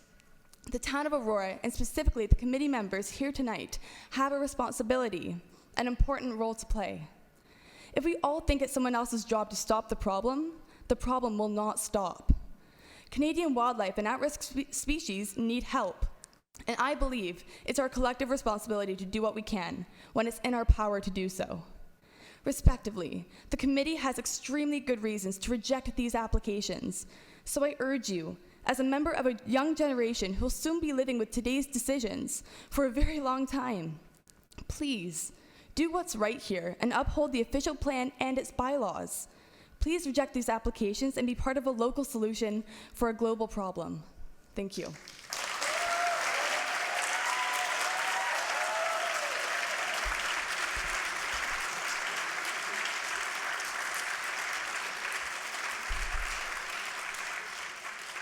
Thank you very much.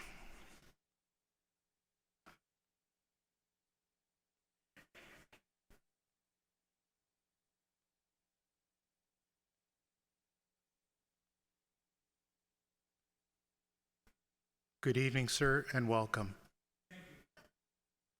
Good evening, Mr. Chair and committee members. My name is Rod Leonard, and I live at 52 McClenny Drive. I have lived there for 30 years. My house does not back on to the proposed area of development, even though it's on that side of the road. I will be addressing the topic of top of the bank applying to both properties. I am here tonight because I am concerned about the application to construct 2 estate dwellings on properties which have undulating topography and which apparently have no suitable area for development, i.e., no top of the bank. The application is stated in their own natural heritage evaluation, and I quote, "Establishment of top of the bank would not be feasible given the undulating topography." I do realize that you gentlemen have probably not been in this woods/forest, but there is no flat places, trust me. The town's engineer asked the planning department staff to clarify how this affects the proposed development on the subject lands. The peer review also asked for top of the bank to be clarified, particularly with regard to policy implications, specifically signed valley land boundaries. These same questions have asked repeatedly by our Ratepayer Association, and we have received no answers. Top of the bank is described as that point where there is a break in slope or grade which distinguishes the valley corridor from its surrounding landscape. If you take a look, and with the topographical map there, it's not easy to tell, but these areas are very undulating throughout the property. As you can see from the map produced by the Lake Simcoe Region Conservation Authority, these properties comprise steep slopes, not little hills, steep slopes. My understanding is that if you can't establish top of the bank, this can only mean that you are building on a slope. This has huge implications in terms of further environmental impacts and safety implications.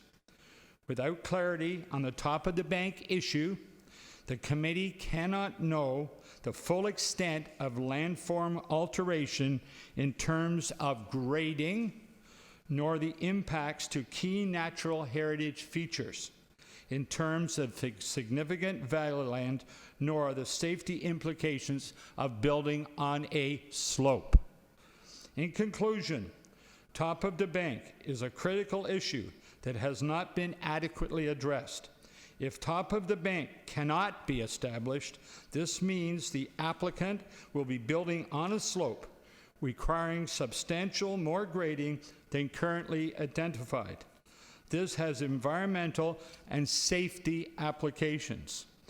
If top of the bank can be established, then policy implications of significant valley land and minimum vegetation protection zones apply. Either way, this deems these applications unsuitable, and they should be rejected on this basis alone. Thank you.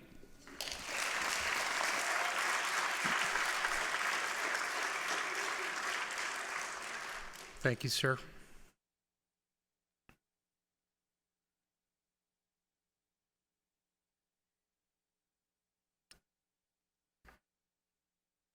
Good evening and welcome.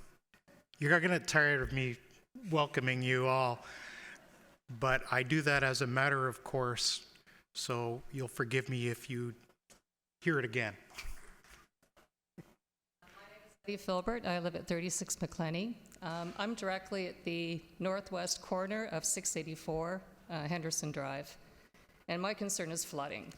I sit in a very low... Are you speaking to both applications? 684 particularly, Thank because you. it affects me personally. Thank you very much for that clarification. Yeah. The image I have here is really of the backyard. I'm kind of in a valley situation. I get water coming down from the sides of the property, and my concern would be coming in from the back as well. So I'm objecting obviously on a personal level. You will no doubt be aware that McClenny Drive already has a documented history of flooding following housing development in our area already. I'm extremely concerned about the risks of flooding to my property once the many mature trees along this area of Steep Valley are removed. These trees are currently stabilized in the soil and absorbing excess rainwaters during extreme weather events. Since these events are predicted to increase in both frequency and intensity in the future, I'm particularly worried that my property will fall victim to flooding once these mature trees are removed. If flooding subsequently does occur on my property, this will affect me personally, as I'm likely going to see higher insurance premiums and have my flood insurance coverage and so on withdrawn. My question is this. Will the town accept responsibility for any of the financial losses to members of this community that may result in this type of a situation from the proposed development? I hope the committee will take this into serious consideration when accessing the 4 tests. Subsection 2.1b of the official plan says that it's an objective of the plan to ensure that all new development occurs in a manner that protects people and property from natural hazards such as flooding and erosion. Furthermore, building on a land in an area that has a history of flooding is neither desirable or appropriate. Therefore, I believe that the increased risk of flooding to neighboring properties is another sound reason as to why these applications fail to meet the 4 tests of the minor variance. Thank you. Thank you.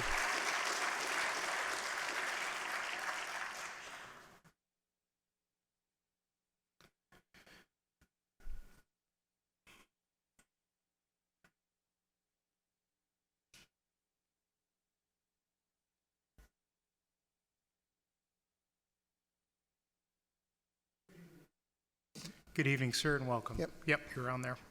Good evening. My name is Bob Berry, and I'm the original owner of 18 McClinney Drive.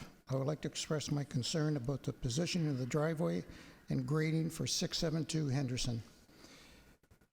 As you know, the proposed driveway and grading substantially encroached into the minimum vegetation protection area, zone, and watercourse. That is, the meander belt within Tannery Creek plus an additional 30 meters. This protection zone is supposed to offer additional protection to the watercourse and the species that use it as habitat, and recognizes that the lands are of particularly environmental importance. I do not understand how the applicant has been allowed to encroach into this protection zone to such a degree. The town planning department states that encroachment on this scale was unavoidable. But if that's the case, shouldn't the application have been rejected on this basis? Furthermore, to my knowledge, exact figures have not been provided and should have been, so that the committee can clearly understand the amount of impact. We can only guess the amount of encroachment by looking at the map.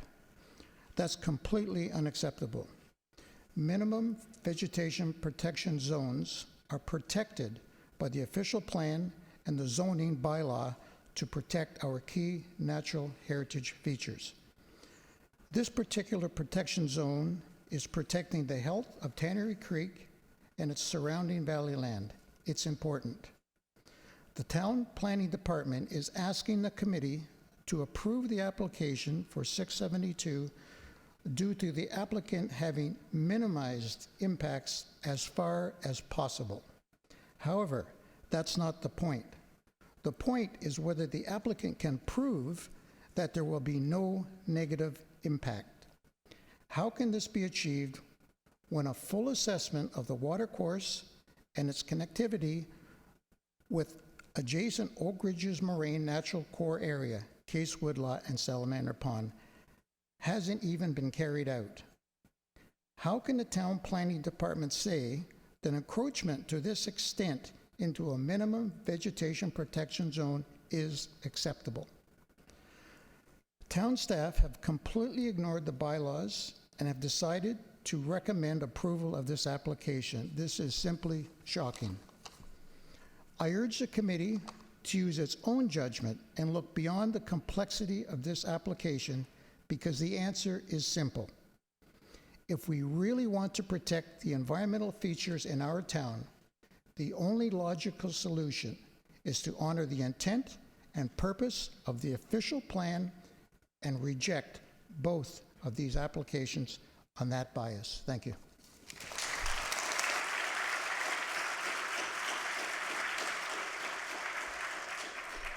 Thank you, sir. Again, I'll just remind you, please pick up the, if you are a speaker, please pick up that green form and kindly fill it out and return it to the Secretary Treasurer.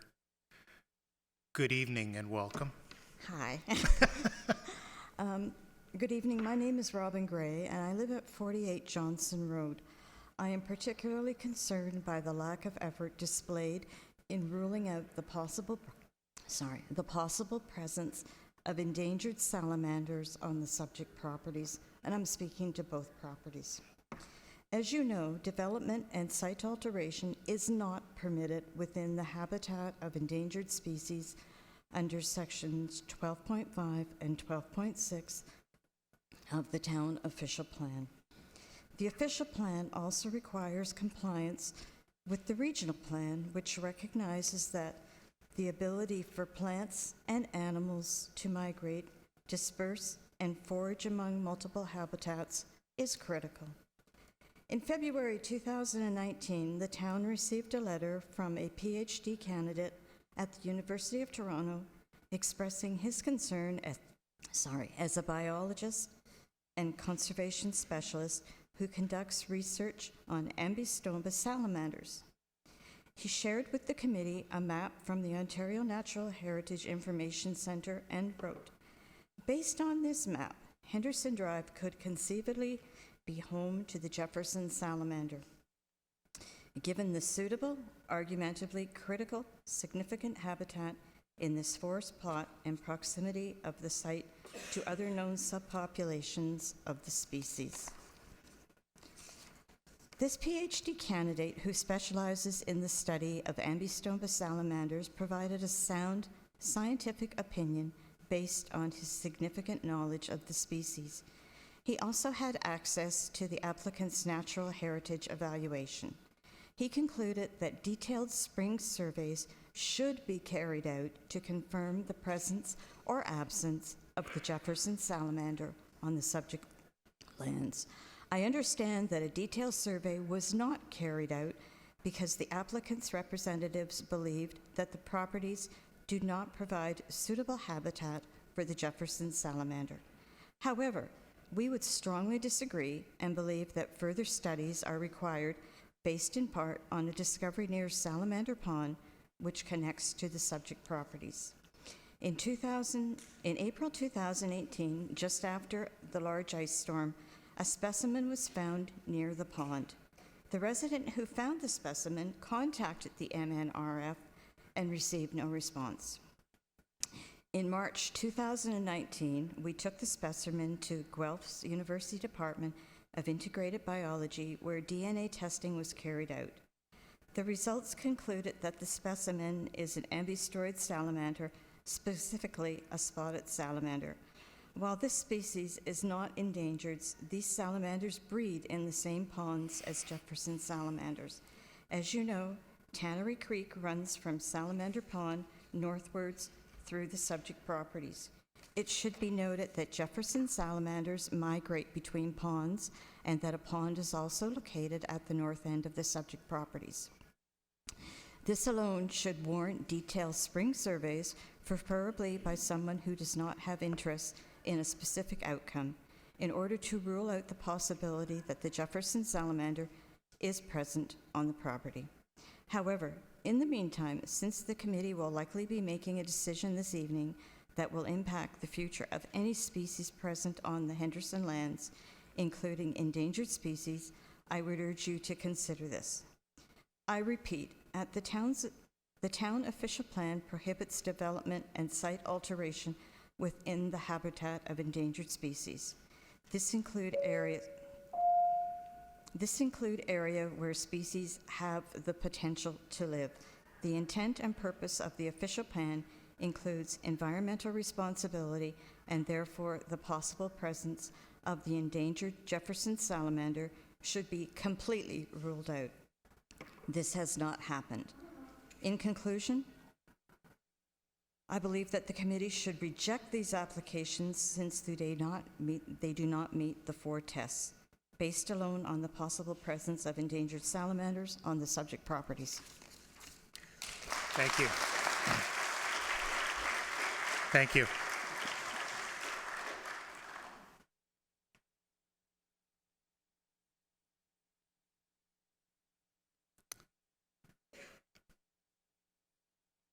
Thank you for the form, sir, and welcome. Okay, now I'm ready. My name is Peter Smith, and I live at 36 Seaton Drive. I've been there for 47 years.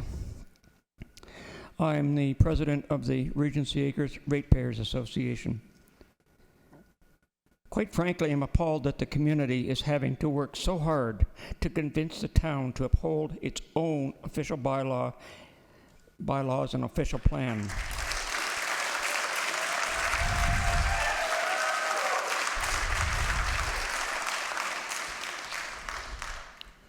What is the point of having them if someone can simply apply to get them waived, especially on this massive scale? It just does not make sense. We need to look at what is good for the community as a whole, for this generation and for the next. This is the intent and purpose of our official plan and bylaws. Please do the right thing and reject these applications on this basis. Thank you.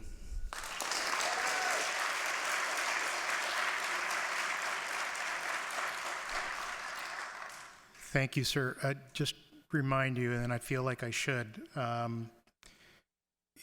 you know, typically in these meetings, we do not expect, you know, rounds of applause for statements that are made by speakers. I understand your enthusiasm. I don't take any exception to, you know, a brief appreciation for the comments that are made at the end. We, as a committee, we understand how passionate you are, so I'll just ask that you refrain from intermittent rounds of applause. They really aren't necessary. We understand where you are all coming from. Thank you. Go ahead, sir. Good evening. My name is Aidan McNaughton, and I was asked to read a short letter from a resident of Aurora currently who couldn't be here tonight. Her name's Catherine Gross. To everyone this may concern, although I'm out of town and cannot attend the May 9th meeting regarding the fate of Aurora's beautiful Henderson Forest, I ask the Committee of Adjustment to please not destroy this environmentally pristine woodland and species at risk habitat. There's precious little undeveloped Oak Ridges moraine left in Aurora, and we definitely do not need 2 more monster homes destroying our precious woodland, endangered species, turtle population, and waterways. I applaud the 2 years of hard campaigning the Henderson Forest Aurora Ratepayer Association has done on behalf of the citizens of Aurora and support their efforts 100%. They have done the research and provided the rationale for preserving the forest. Please do the right thing for the environment in Aurora. Signed, Catherine Gross, 30 Dunning Avenue, Aurora, Ontario, a resident of Aurora for 34 years. Thank you.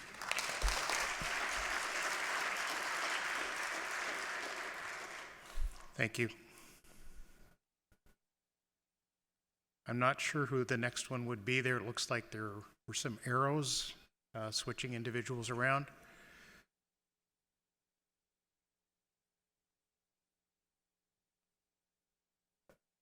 Good evening and welcome. Good evening, committee members. My name is Raya Corvin, and I'm here on behalf to support my parents who reside at 600 Henderson Drive. I'm speaking here because I've been directly and indirectly part of the community meetings for almost 2 years now. And I just don't understand why are we here tonight having this meeting.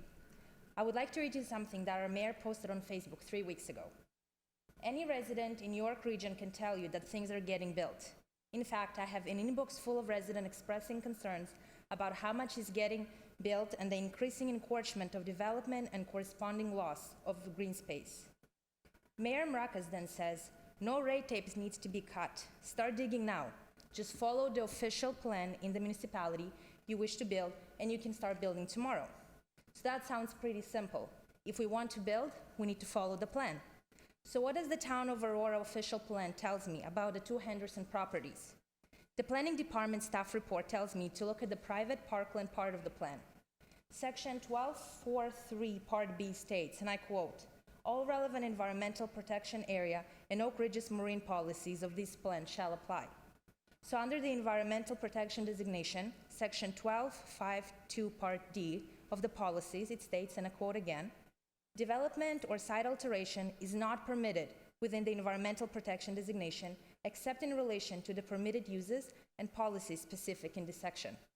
Notwithstanding the policies above, development or site alteration shall not be permitted within wetlands and habitats of endangered species, threatened species, and species of special concern. I would like to repeat that last part just because I feel it's very important. Notwithstanding the policies above, development or site alterations shall not be permitted within wetlands and habitats of endangered species, threatened species, and species of special concern.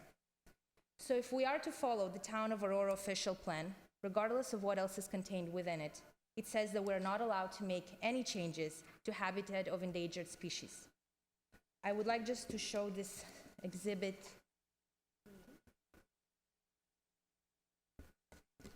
The red boxes mark the very few areas in our town that include and encompass habitats of species that are endangered and threatened. So like the mayor said, it is important, it is simple. If we want to build, we need to follow the plan. The town plan specifically says that regardless of anything, we cannot build on these properties. So my question is, why are we here tonight debating about the sizes of building envelopes or how many trees it's going to be okay to cut? All of this is irrelevant. We just need to follow the plan. Thank you. Thank you.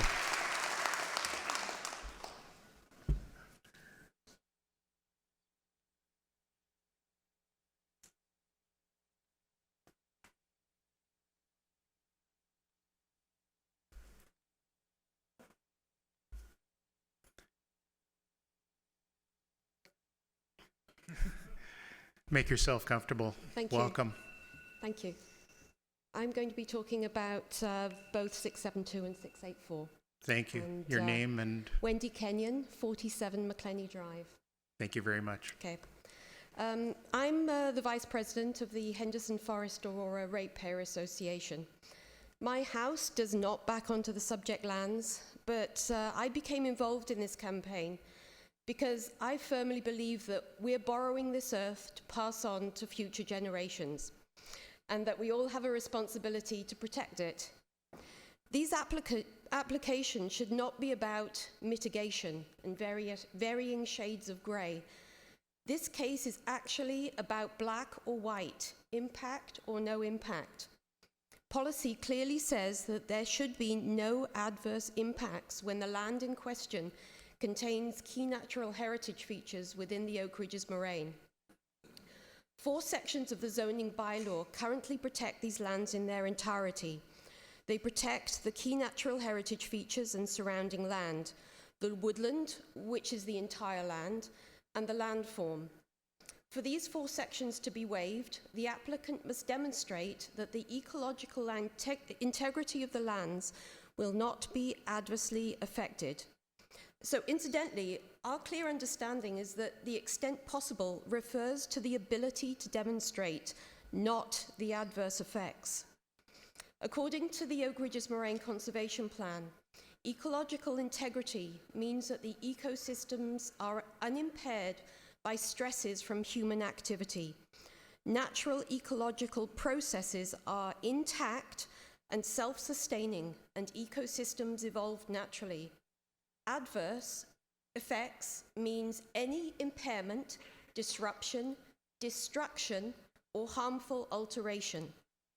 To be clear, the town staff report has said, given the location of the significant woodland across the subject lands, it is not feasible to avoid impacting the woodlands.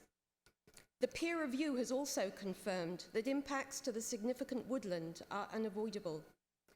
So there we have it. The town and the peer reviewer are both saying that avoiding impacts is not feasible. Despite a last-minute proposal to reduce the area of disturbance, as shown in the applicant's preliminary grading plan dated May the 1st, the fact remains that significant woodland will be negatively impacted.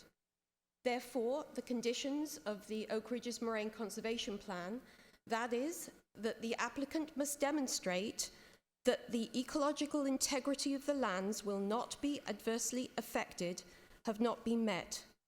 On the contrary, the applicant has said that this development will also result in the destruction of protected endangered species habitat, grading on lands that are meant to be kept in their natural and undisturbed form, possible impacts to protected fish habitat, displacement of wildlife and the loss of habitat for plants and animal species, encroachment into the minimum vegetation protection zones for the watercourse. Issues not adequately or even partially addressed include the realistic impacts to the at-risk turtle population, Turtles have a strong site fidelity, and their survival is compromised if forced to move out of their known areas. The increased risks of flooding to surrounding communities, the impacts of forest fragmentation, the impacts to the connectivity of this pristine ecosystem, the impacts to the aquatic community, and the impacts to the adjacent natural core area and its animal movement corridor. I think we can all say that this is no small variance, but a major environmental insult. The applicant's representative has told you, and will continue to tell you, that everything's been done to reduce impacts. You'll also be told that further efforts will be made once building plans are finalized. But respectfully, that's not the point here. The point is that policy clearly says that there should be no negative impacts. In summary, the applicant has not and will not be able to demonstrate that the ecological integrity of the lands will not be adversely affected. By default, that means that neither of these applications can meet the 4 tests of a minor variance and should therefore be rejected. Thank you.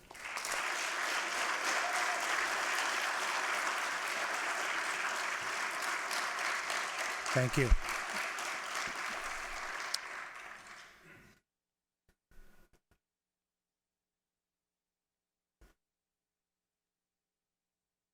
Good evening, sir, and welcome. My name is Brian Jean.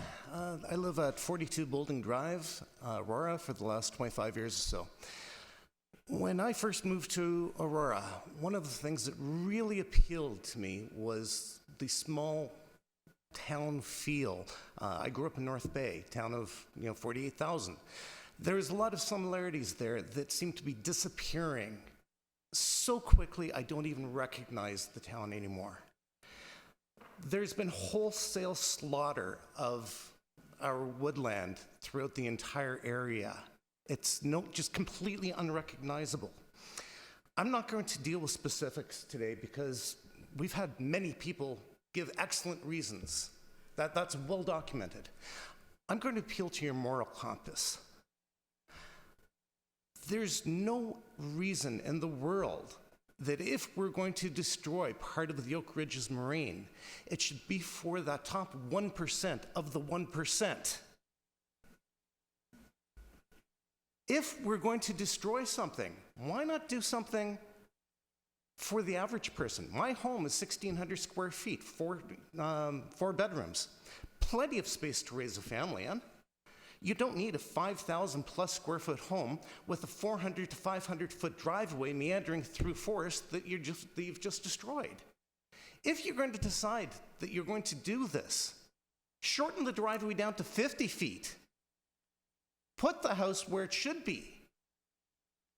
Why allow somebody to take our forests and put the house so far back that it can't even be seen?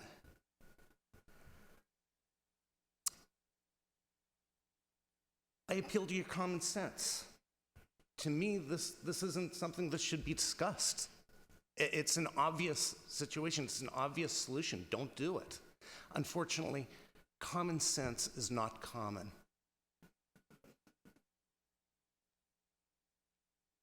Thank you very much. Thank you.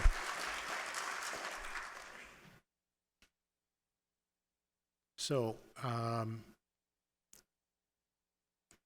I will ask if there is anyone else from the public that wishes to speak on either application.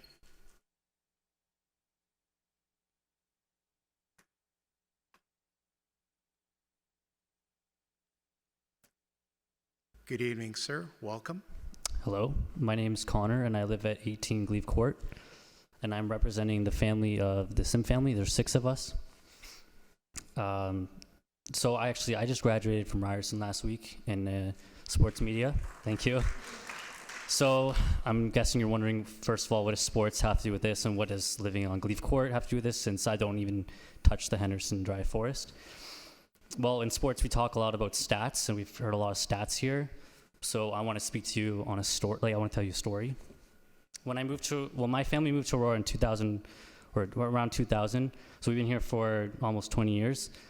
Our house was one of the first built on the street. It's the smallest lot, one of the smallest houses, but we can fit 6 people in there. And at the bottom of the street, we had a pond. And I visit that pond every day. We had ducks that would come to the pond, and we would feed them. But then eventually the houses were built there as well. So we're all understanding that our community has been built on a part of the Oak Ridges Moraine that affects all the wildlife. What happened to that family of ducks that lived in the pond? Well, I can tell you that they have come back every year, and they come to our backyard and they plant their eggs. So for many years, we were taking care of the ducks that lived in our backyard. The first time we did that, we realized we had to move them. So where were we going to move them? The Henderson Drive Forest was the closest destination, and that's where we've been moving them for years. Unfortunately, the mother duck died, and the father duck returns every year looking for a mate. They mate for life. So once you take out one of the partners, they're not going to remate. They're not going to have other babies. Just recently, the ducks have returned. There's been another family of ducks that have returned, and they're planting their eggs in our backyard. And we're hoping that if they plant them, we can, or if they have them, we can have the babies go to the Henderson Drive Forest. Because right connected to the Henderson Drive Forest is another pond that is right next to Willis Drive. So by building on this forest, we're affecting that pond, which is affecting basically our family of ducks that we take care of. And it's just really frustrating to have to get to this point because, as the previous member said of the public, this is something that we would hope that common sense would prevail and that we wouldn't have to get to this point. And just 2 weeks ago, I finished writing my final paper of university. It was a 3,000-word paper on the impact of sporting events and sporting venues on the environment. And I think that was relatable to this application, to both these problematic applications, because in all the 15 academic studies that I consulted, each one said that the environment cannot be fully understood what the impact is until it actually happens. So everything that we're saying is theoretical, but until it actually happens, we won't realize it, and then at that point, it's going to be too late.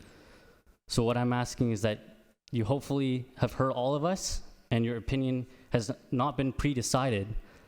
And the last thing I'll say is, while money makes the world go round, in reality, it's actually the planet Earth, and that's what we're hoping to save today. Thank you.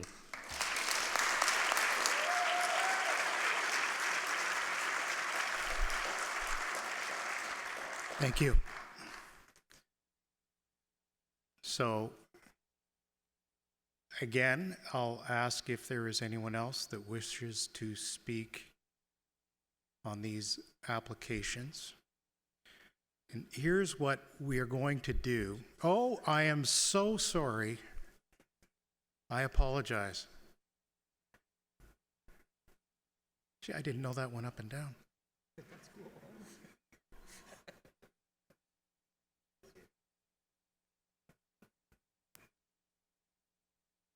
Good evening, young lady. Wait for the microphone to come on and tell us who you are and where you live. Hi, my name is Kiana Amiri, and I have a letter from Mr. Chairman, and I would like to read it out to you guys. Please go right ahead. Dear Mr. Chairman, my name is Kiana Amiri, and I'm writing this letter to you to save Henderson Forest. First, I would like to talk about the animals. Millions of animals are dying because of our bad choices and are near extinction. For example, the snapping turtle, woodpecker, foxes, bats. Now I would like to tell you about the trees. Millions of trees are getting cut down, trees that provide us with oxygen to breathe and live. And homes of animals are getting cut down, homes that they live in like us, that they need. Now I hope that you understand and change your mind of what's happening, and hope you will join us, people in the community of Aurora, stand up for the trees and animals of Henderson Forest and all of Aurora and the world. Thank you. Okay, just hold on right there just for 1 second. Can I ask how old you are and what grade you're in? I'm 9 years old and I'm in grade 4. And did anyone help you write that letter? No. You wrote that by yourself? Yes. Well, if the future is in the hands of young ladies like you, we are in great shape. So thank you for bringing that letter forward. And as the chair of the committee, I paid very good and close attention to you, so thank you.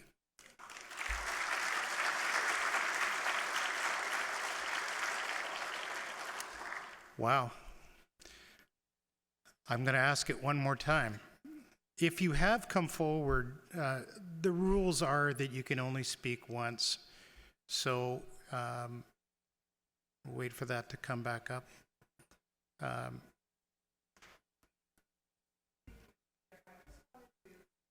Everyone in this hold room. On. Just your name. My name's Evelina McEachran. I'm a resident of Aurora. Thank you. I just wanted to inform everyone here tonight that that little girl wrote that sitting out in the hall there, and I was impressed that she just went over and started writing that on her own. I think we all are. Yeah. Thank you. Yeah. So what we're going to do is we are going to take a 10-minute recess. I'm going to recess the meeting for 10 minutes. Normally, what we would do is, and this is what we will do, the applicant will be given a chance to respond to your questions and your comments if the applicant so wishes. I will also give staff, because there were some questions that I would suggest, directed to staff. So following the applicant, I'll look to staff to respond to any of the questions that were asked that were directed to them through me. And then following that, I am sure that my colleagues at the table will have some comments and some questions. And so with that, I will adjourn. So those of you who need, I'm sorry? Through the chair would be recess, not adjournment. Sorry. Thank you for that clarification. So there are facilities here if those of you who are here need those, and we will resume the meeting in 10 minutes from now. Thank you. You'll be giving them to Antonia Greco, who is the Secretary-Treasurer.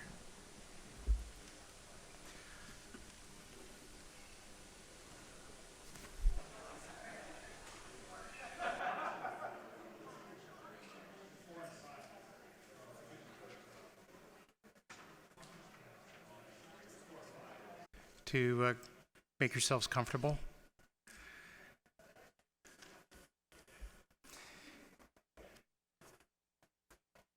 And we are reconvening.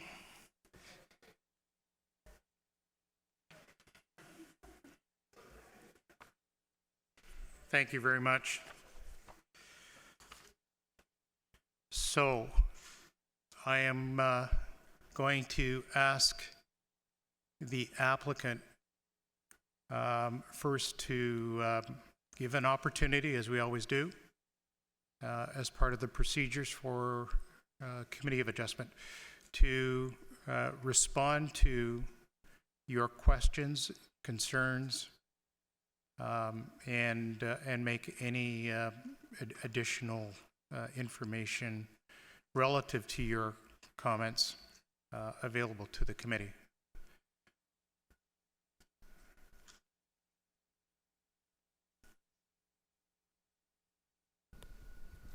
Thank you, Mr. Chairman. I want to just start off by acknowledging the young lady who was one of the last deputants. I think that's impressive and fascinating and very much part of the public engagement process. So I just, I found that fantastic. The other thing I wanted to comment on is that I will be calling upon Juliana McDonald in a moment because I've done my best to capture through my own notes and the other staff here with me to try to capture some things that I'd like to respond to in the attempt of clarification. But in doing so, I would first like to simply remind the committee members and the public that, in fact, the benefit throughout the process of the last 2 years. So In a number of our responses back to staff, you will find in the reference materials responses to salamander, turtle, habitat, the methodology behind the tree inventory, how all that was done. So I don't want to go so far as to suggest that turtle, bat and mitigation of bat, top of bank, and then I have some other remarks concerning some other matters that aren't of an ecological nature. Thank you. Good Good evening. evening. So my name is Juliana MacDonald. I'm a senior planning ecologist with Beacon Environmental. I wanted to start this statement by thanking members of the public for bringing information forward. It's been an ongoing process in receiving information and processing through it, so we do appreciate that. I want to start by saying, as far as every project that we approach at Beacon Environmental, it's a team aspect and everyone gets involved. So there have been quite a few different ecologists and specialists that have worked on this. I personally am not a birder, so I wouldn't be able to comment on something to that respect, but definitely there's been quite a few people that have been involved in this project. Oh, sorry, I get nervous. So as far as our methodology... Take your time. As far as our methodology, we will do a background assessment of every property we work on. It includes not only the 120-meter Oak Ridges Marine requirement, it's also looking at all of M&R's data. They have a natural heritage information center that we access. A lot of the fisheries data was accessed through this, as well as any species at risk information that might be on record. It also includes looking at the overall area, landform connectivity, different properties we've worked on in the area, different findings we've had, because we've done quite a lot of work in town of Aurora as well as in all of York region. And there's then the detailed assessments that happen that are very standard for the industry, and it includes seasonal timing, it includes the number of investigations that take place, and we also, in this process, analyze whether certain studies are required or not. So that leads me to salamanders. As far as the assessment for Jefferson salamander, they are a species that is known to be fossorial, which means they generally burrow underground, except when they're breeding. So we assess this property based on whether it's in proximity to any likely breeding habitat.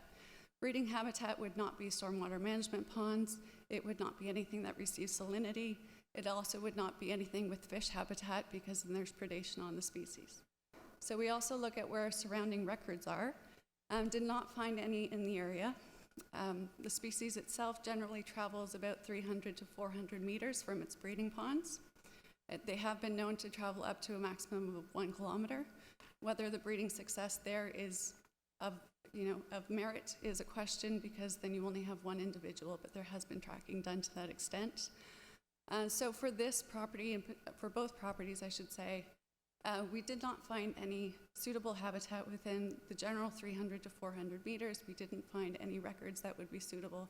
We note that the residents did have a sighting of spotted salamander, and I believe it was retained for a period of about a year before it was submitted for testing, which is of some concern, because we want to caution and make sure that the animals themselves are not disturbed. But spotted salamander, as was stated, is not an endangered species and does not share the identical habitat to Jefferson salamanders. I will move on to butternut. Butternut assessments, actually, we did do a survey. We have very well qualified trained arborists that can identify butternut in any season, really. There's different characteristics based on the bark and the branches and the leaves that they look for. So no butternut were actually found on this property, on both properties, sorry. I should just say the subject property applies to both. So for that assessment was done, and we did not find any of those species.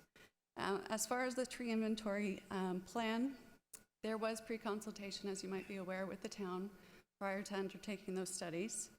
And so that involved a discussion of what the approach would be for the study, what the methodology was, and it was approved before we went and did the plot assessments. The methodology of the plot assessments, you are taking random samples throughout the entire forest and communities. It was peer reviewed by North South Environmental, and it was found to be generally satisfactory after we addressed some comments. So there's been a further comment response. It's expected that a tree inventory of great detail would be undertaken once the precise limits of the driveway, the building envelope, and the actual building plans are undertaken. And so that would detail, obviously, species,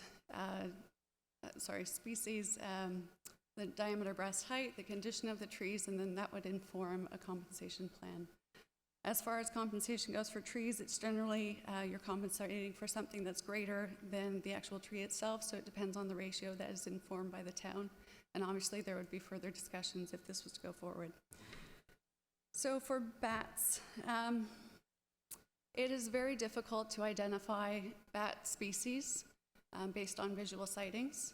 And so we've been in constant discussion with MNR. We are waiting a response from our last submission as far as the bats, what might be present, because there has not been an actual species at risk bat identified on the property.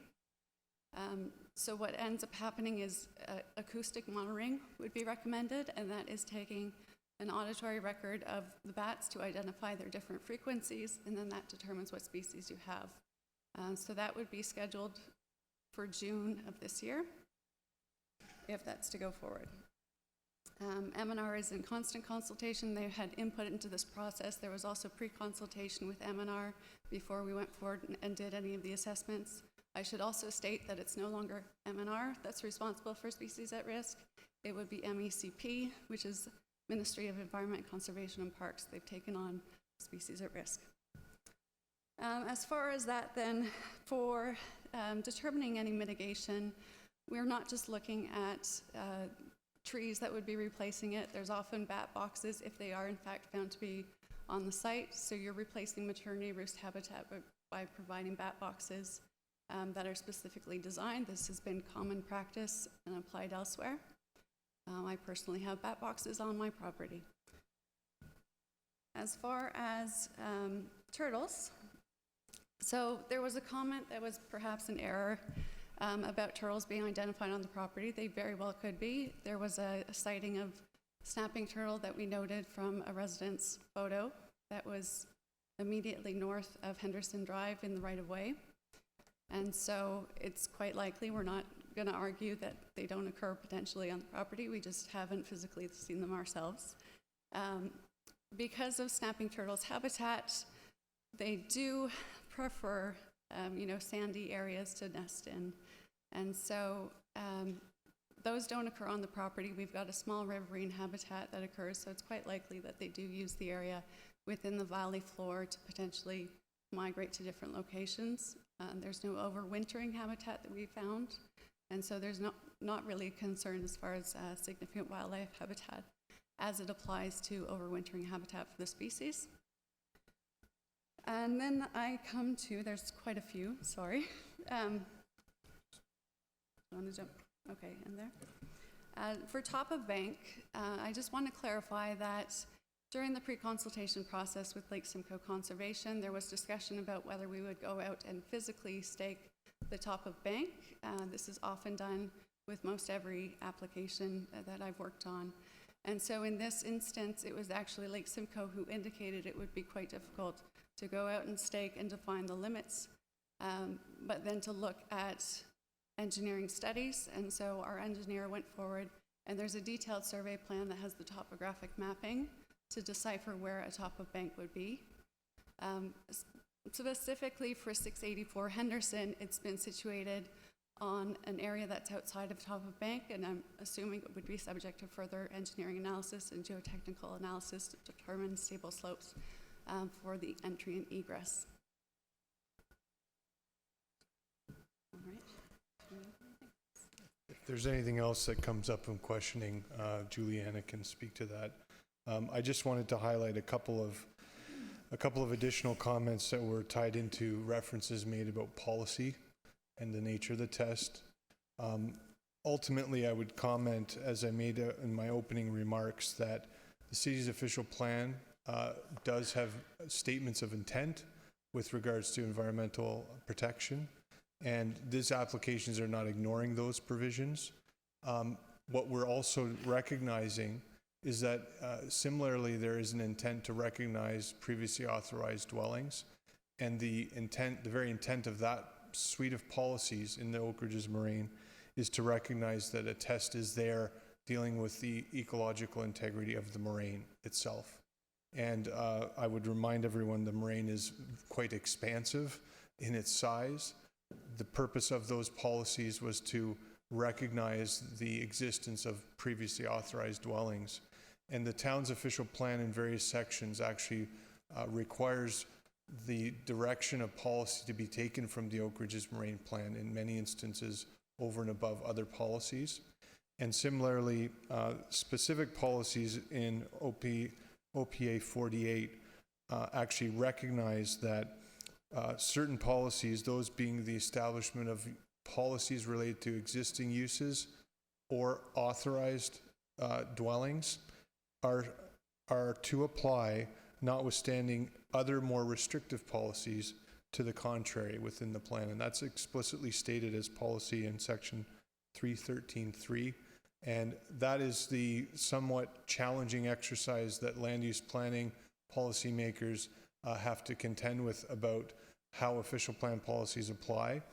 But I simply comment that there were specific references made by many of the deputants about certain policies, and I would simply comment that in my professional opinion, the policy framework has been applied in the appropriate manner.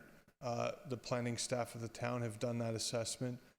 I have, and my associate staff have done that assessment, and I do believe that we are meeting the 4 tests and in fact conforming to the official plan with these applications. And one must not look at a specific policy or a specific set of policies, but rather what the intent is of the plan overall as a policy document. So I do want to express my gratitude once again to the deputants for their detail. We did benefit from the, as I say, responding to the various items that were raised throughout the process. And once again, I'm here to the extent there are any further questions that may have arisen to be of assistance. But thank you. Thank you. So at this point, I think there were some questions and comments that were addressed that would be best responded to by staff. So I'm going to look to staff to deal with those, if you will. I think, Catherine, you're going to take that on. Thank you. Thank you. Through you, Chair. It's been very helpful to hear everyone's feedback. I've appreciated everyone making it out and providing input on the process. It's a file that I've reviewed in quite a bit of detail, and I appreciate everyone's input. I just wanted to speak to the staff report that I prepared to the committee members for their consideration. In looking at the policy framework that we have, there's a number of layers, as has been mentioned, and it's a matter of when you're looking at the official plan document, there's policies that kind of refer to each other, and the policies together as a whole kind of make the vision for the official plan. We also are required to look at provincial policies, and often those provincial policies will sort of be looked at as prevailing over other policies. The intent is that the Oak Ridges Moraine Conservation Plan policies do apply. And I know some reference has been made to specific policies in there, and we've made some careful consideration of how all of those policies apply. I just wanted to point out a couple that would be useful in sort of looking at this. So 22.2 is the policy that was raised by some members as they came up. And that policy does specify that development is not permitted in key natural heritage features and the minimum vegetation protection zones. Notwithstanding that, there are implementation challenges in some site-specific situations. So there are provisions in that plan, that do consider private land, existing zoning rights, and have consideration for situations where it may be not possible to avoid development in those features. And so there are those provisions that do speak to that. Now, when council was going through the Oak Ridges Moraine conformity exercise back in 2003, that was something that was discussed, looking at the zoning permissions that were in effect at that time. So at that time, lands were looked at through the town, and decisions were made regarding should zoning change in certain areas, based on the policies of the Oak Ridges Moraine Conservation Plan. So the decision at the time was that the site is located within the settlement area, and given that the zoning did not change, it remained as rural residential. So a policy in the provincial plan does allow for those uses that are permitted in the zoning, provided that the environmental tests are looked at. So in looking at those tests, the ecological integrity is an important piece, and so we look to Beacon Environmental as the applicant's representative to prepare the study.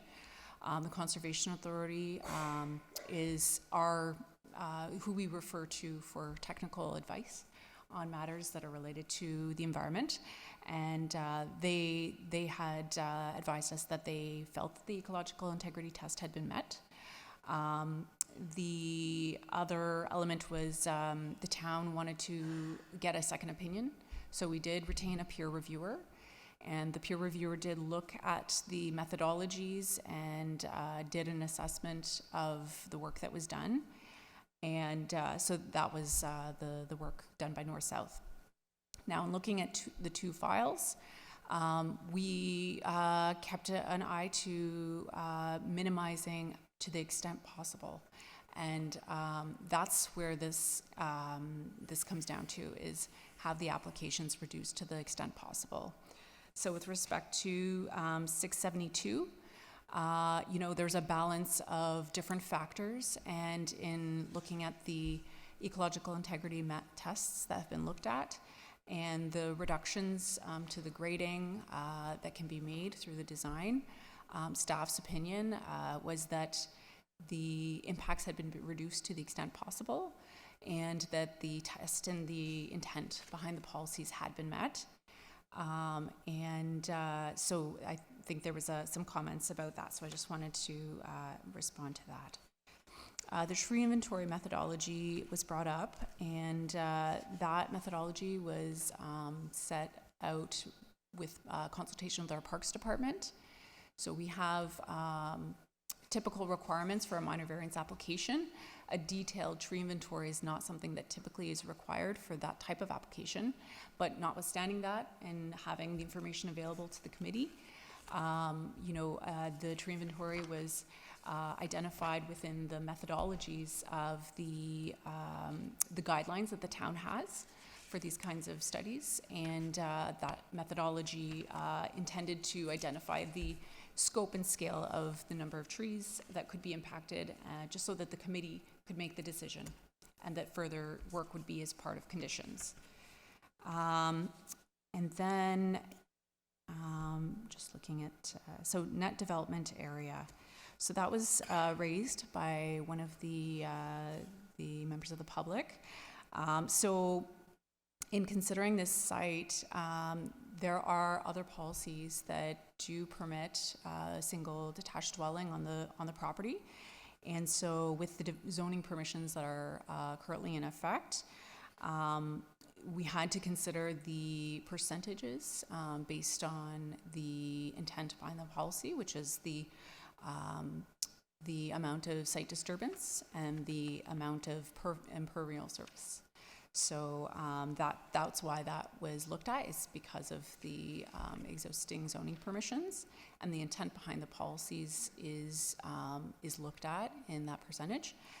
Further to that, there are requirements for these types of developments that through the conditions would be addressed in terms of providing the adequate plans and details so that it can be looked at in more detail to really refine those impacts. In terms of the flooding concerns, I know there was a resident who backs onto 684 Henderson Drive, and my understanding is that is a pre-existing condition. So there's a drainage situation between the two properties. The purpose of these applications would be to look at what's being undertaken and to ensure that no further impact on that drainage would occur. And that would be based on drainage, looking at drainage assessments. It would be looked at engineering drawings. And so that would be something that would be looked at in detail through the conditions of that application. Notwithstanding that, staff has made a recommendation for 684 for further reductions to the impact to be considered.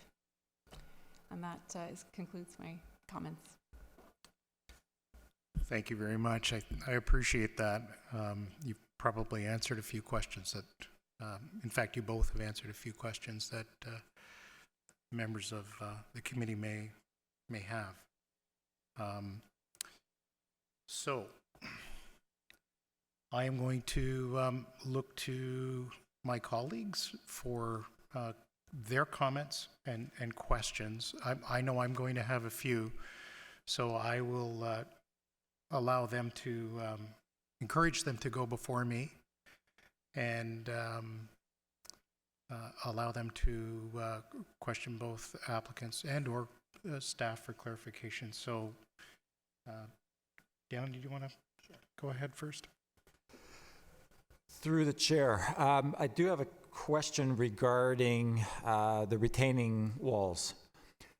For both properties, would it be possible to let me know I believe it's about 200 meters from Henderson to the envelope on 684.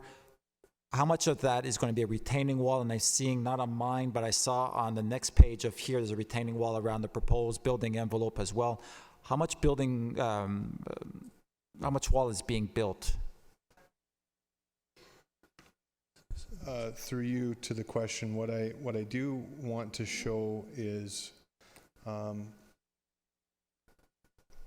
what has been conceived of in the grading plan at the moment. There you go.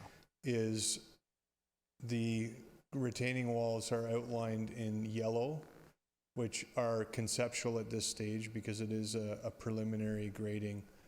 And it's on the basis of this particular configuration. In terms of the actual linear extent of that, I don't have a final number of the linear meters of the retaining wall, but what I can tell you is that you'll see that there's some lines throughout that indicate cross sections through the property, and part of what the objective has been is to develop cross sections that were submitted as well.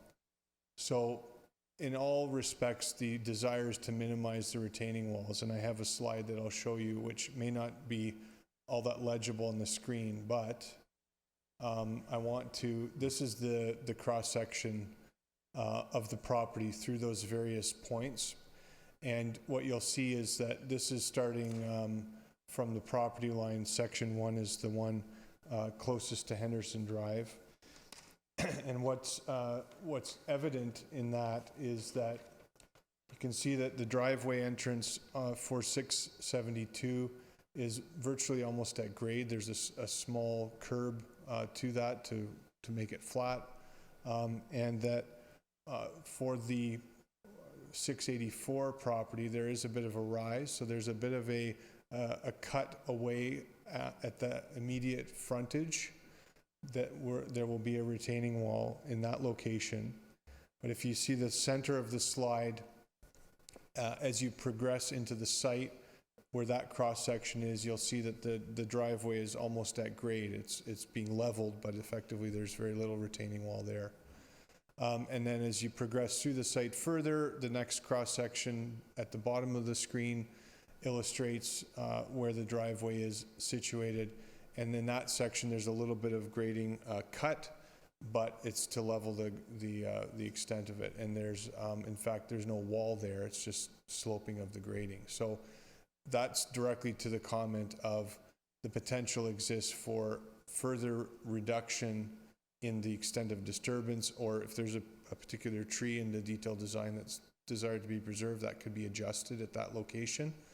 And then if one continues through the balance of the property, you can see at the very top slide, that's where there is a very small retaining wall on one side. It's just under 1 meter in height, and it would extend along a period of that extent from one section to the next. And then these are the building envelope areas throughout the rear portion of the property. And the bottom slide is the area with the dwelling envelope back to this area. And I may just grab my laser pointer for a moment, sir.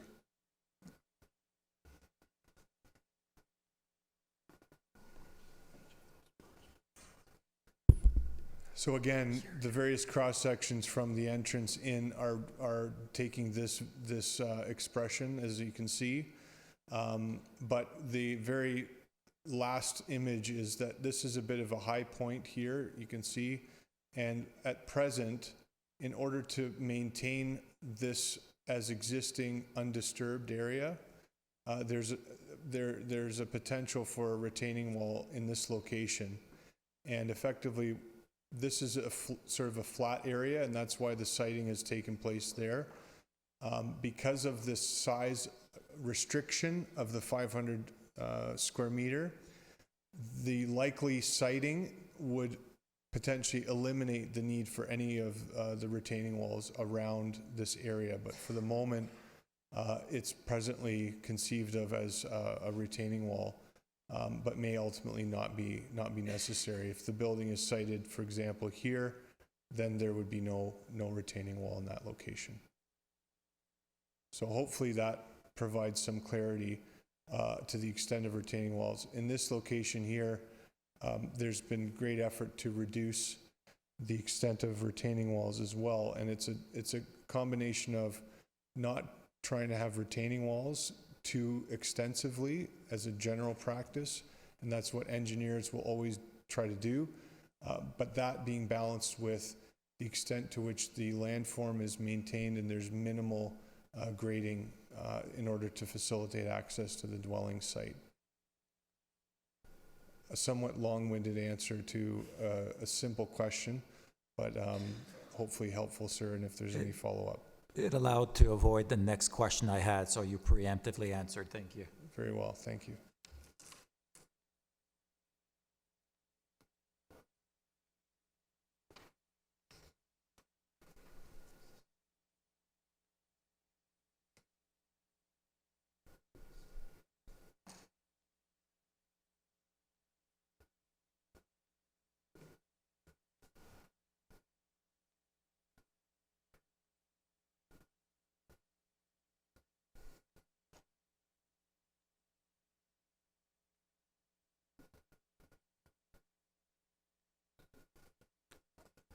I'm good. Good for now. Thank you. Clarence, go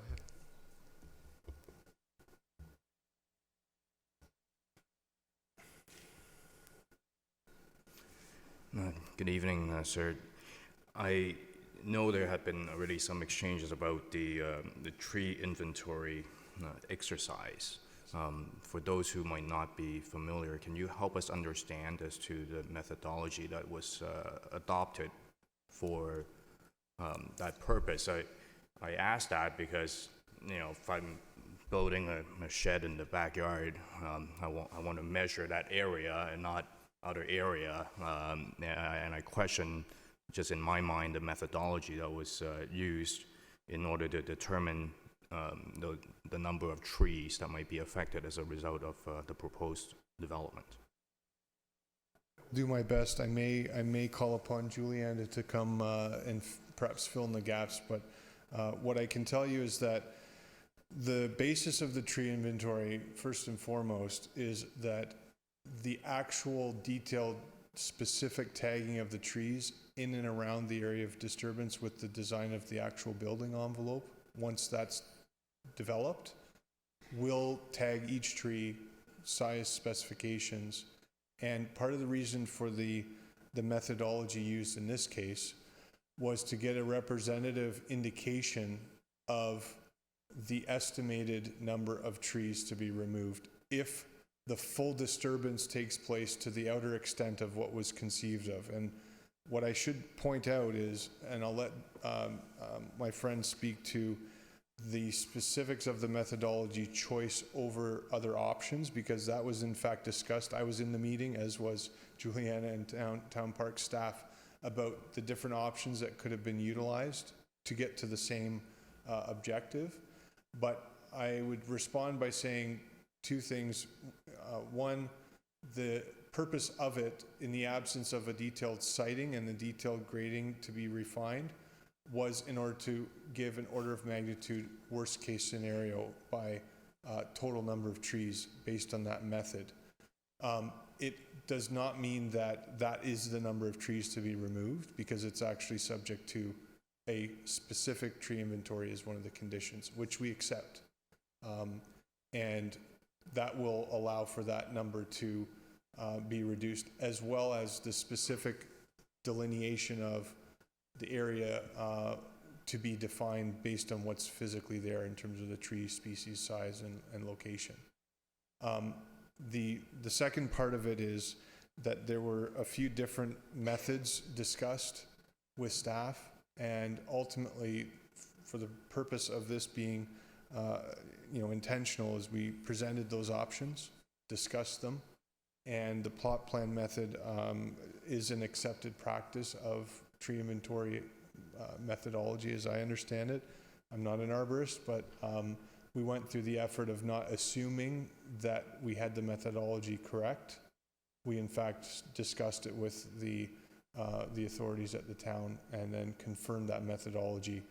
And subsequent to that, that methodology was scrutinized not only by the town, but by the north-south peer reviewer as well, in terms of the appropriateness of its findings and methodology. But I do want Juliana to respond to the methodology aspect specifically. Thank you. I have to preface this statement by saying I'm not a certified arborist myself. We do have several on staff. And so our arborist was also present at the pre-consultation with the town. The plot analysis gives more of an average assessment of what you would find in the general area if you don't know the specifics of your boundary. So it's fully expected, as Ryan said, that we would be doing a detailed tree inventory once the exact limits are agreed to. And that would be, I'm assuming, a condition of approval, should that go forward.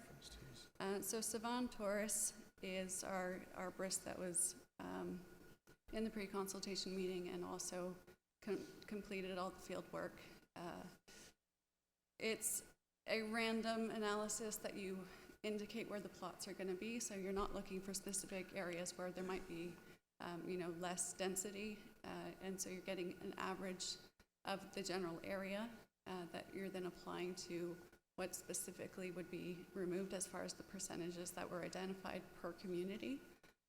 Other than that, I can't say very much more because I'm not an arborist.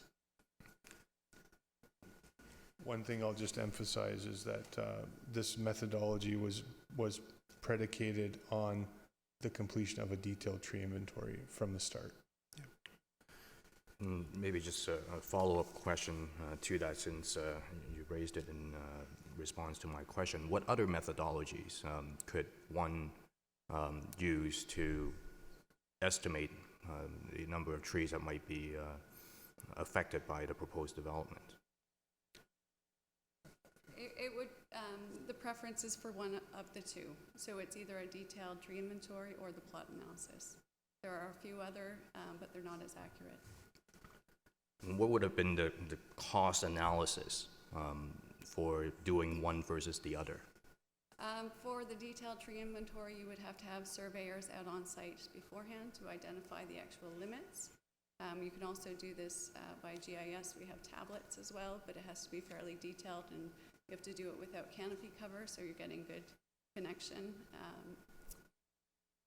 I can't put a specific price to it. Obviously, they're not very comparable. I mean, they're comparable in price except for the use of a surveyor. Okay, thank you. Good. Okay. I got a couple. One of the things that that I can tell you that I think we spent, in addition to going through the reports and the comments that were received by the public requesting information, clarity, and what have you, I do note that in the staff report, you have indicated that there has been dialogue and that there has been clarification requested and clarification received. One of the conditions speaks to the location of the trail. One of the things that drew me to this community back in, you'll see a little bit of gray hair here, that drew me to this community back in the 90s when I first moved here was the fact that there was a plan for a quite elaborate trails system, and that has continued to evolve. And in looking at the trails master plan, it is indicated, and when I look at it, I believe that it's an important link. It's schematic at this point, and I think your comment, Ryan, on that is that it is something that would come forward as part of the application process for permits. My hesitancy is in that if the trail were to be located alongside of that driveway, and in my mind makes the most sense to run it that way, the implications of expanding the limits of grading required would be significant. So I don't know, has there been some discussion with engineering, and I can ask this of both staff and yourself, with regards to it, you know, this can't be an afterthought, because I think the implications are significant in terms of what happens to the amount of property that's affected by grading. So I'll let the applicant, maybe if you've had some discussions with staff on that. To the question of the trail, I mean, first of all, we acknowledge its presence in the official plan as a priority. Very early on in discussions with park staff, there was an indication of what that objective would be. There had been some discussion at that time about it was more notional, not very specific, and more recently we were shared sort of some idea about where it could be located. And again, the challenge in terms of implementing that is if it's a town objective to achieve trails, they can come in various forms, and they're often they do find themselves in more defined segments of open space areas. They can also be found woven through a network of trees, and so I mean it can vary quite considerably. I'm not familiar what the town's intentions are in that respect, the type and scale and composition. What I can say is that the concern about any sort of trail network is accessibility, what is it doing to the neighbors, what is it doing to the context, how is it a wayfinding, to the community and so on.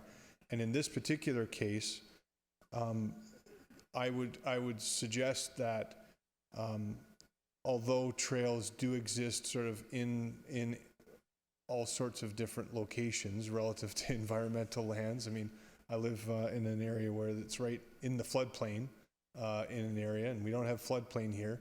But the point is, it's identification and the connection. There's a lot of flexibility that I see to that. What I can tell you is that Henderson Drive does have points at which it connects well to the landscape, and other sections where it's low and there's grading challenges. So if it were to be acceptable, it could be located in an area where it doesn't have impacts to private land, like private dwelling space or the associated envelope. And I could see that being in a couple of locations. But the detail of that design hasn't been advanced much more than I've seen a conceptual, notional idea. It's a dotted line on a drawing, right? Correct. And there's been some thought to it, as I understand from staff, in the context of this application. Part of the challenge is that there has not been an assessment of a trail as a factor in implementation. I mean, to implement a trail, if it's the town's desire to do so, through these lands requires a different exercise and a determination of what that looks like. So we're certainly open to that discussion and continuing that discussion. The other part of it is I raised that the Conservation Authority has a condition that suggests a restrictive covenant on no disturbance, and they also would be involved in any approvals required for a trail through the land. So there's a juxtaposition of those objectives, but I would simply say that the depth of detail that I've been provided is not all that great. Right. Can it be achieved? Most certainly. It would have to be assessed as to its appropriateness in different locations, but I don't know. I would ask, maybe staff might have more clarity on the design objectives or the approach to it. Or again, directed to staff internally, have there been any discussions on potential location for that trail? And if so, the implications from both grading and tree preservation perspective? So staff have had, through you, Chair, staff have had discussions on this. Through the official plan, we identified it as a condition in the sense that it hasn't been contemplated in terms of the details for this location. The idea is that when development applications come through, it's an opportunity to identify the lands where future trails could be located. Basically, the intent would be to have an easement over a portion of the land that would be further refined through a trail impact study. That would be at the approval of the Conservation Authority, and they would be subject to ensuring that any impacts would be satisfactory in terms of the Oak Marine Conservation Plan. So the intent behind the condition is not to require a specific location, is simply to identify the opportunity to do further work and determine those things with the Conservation Authority, and give the opportunity to provide that easement should it be required. So as a condition, there is a requirement to address that. And I would assume that would occur at, should this move forward, at permit application stage. Would that be the appropriate time at which to address that? Yeah, so I think the purpose of the condition is to have sort of preliminary, further investigations and consultation with the Conservation Authority to see if this is something that, that work through the environmental side of things. It's something that in order to clear the condition, we need to do more work to get the answer on that. Okay. Leads me to the next question that I had. In a lot of these development cases where they are as unique as this, have there been any requests made by the town or any other agency, and I'm thinking Lake Simcoe in particular, for land dedications?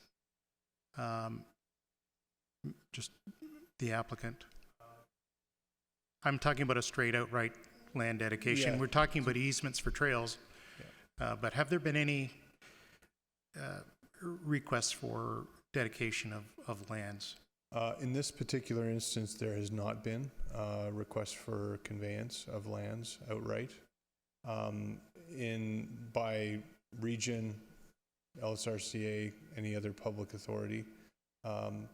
What I can speak to in my experience of having dealt with similar and many other types of instances is that ultimately on a site-by-site basis, that determination is made, and it tends to be, again, site-specific to the details, the composition, and oftentimes where there's a desire on the part of the authorities to acquire, that is requested through the process, and that has not occurred in this particular case, outside of the trail aspect which was raised, and it's not an outright conveyance, but in the context of that being a land restriction, if you will. But it is very much a variable discussion in applications. Just want to make sure that one of the comments, Ryan, that you made earlier with regards to areas affected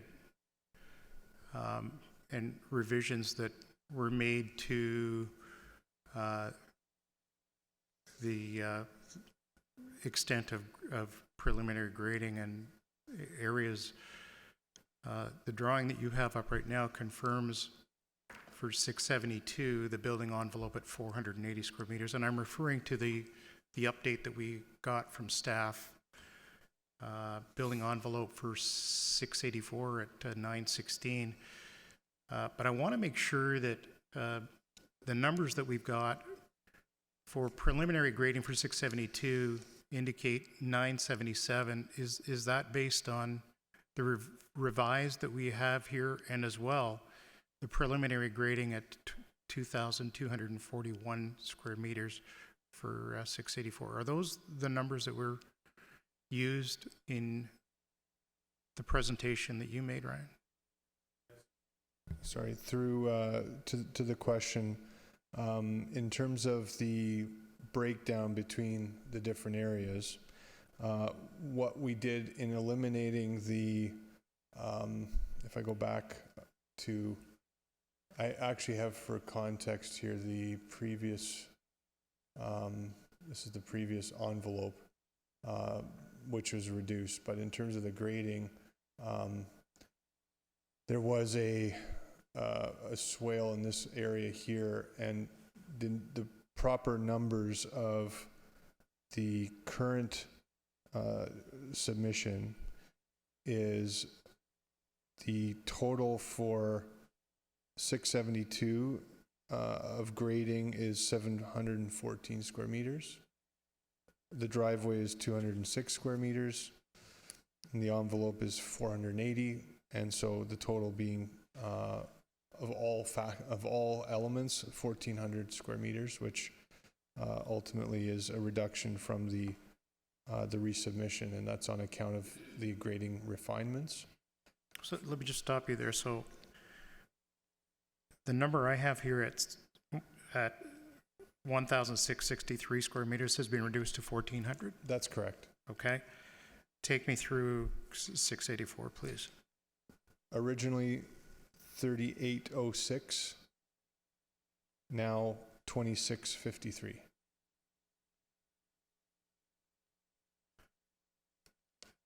Okay, thank you for that.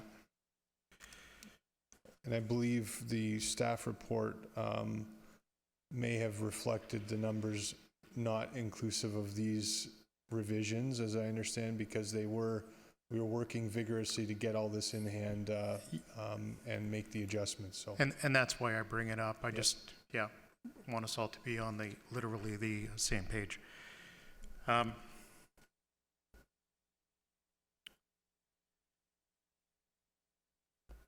Question to staff. The reports suggest meeting all of the conditions within a 24-month period. I would agree with the applicant here that that's going to be rather tough to meet. I believe the applicant is asking for open-ended, but I think he also mentioned 5 years. Is that something that we could potentially address at this point? Or let me ask it this way. If it wasn't 24 months, and based on what we're looking at here, if 24 months isn't acceptable, what would be a more comfortable?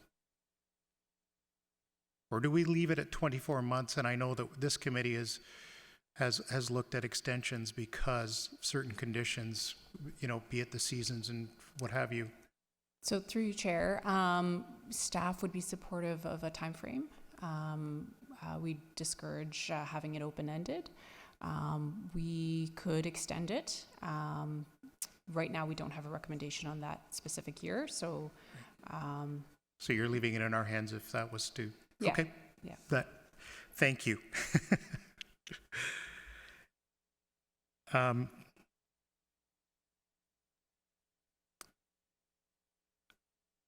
I walked that site extensively on more than one occasion. Right now, I'm wondering that driveway, the long driveway going through the property there, just walking it, you're looking at if I understand correctly from your submission, we're ranging in slope for the driveway post-construction. I think the maximum, if I'm not mistaken, is around 5%. through you, I think the engineering design would have employed general practice for the sloping of the driveways. Now, having said that, those are engineering practices. I'm not an engineer and I can't speak to the specifics of that.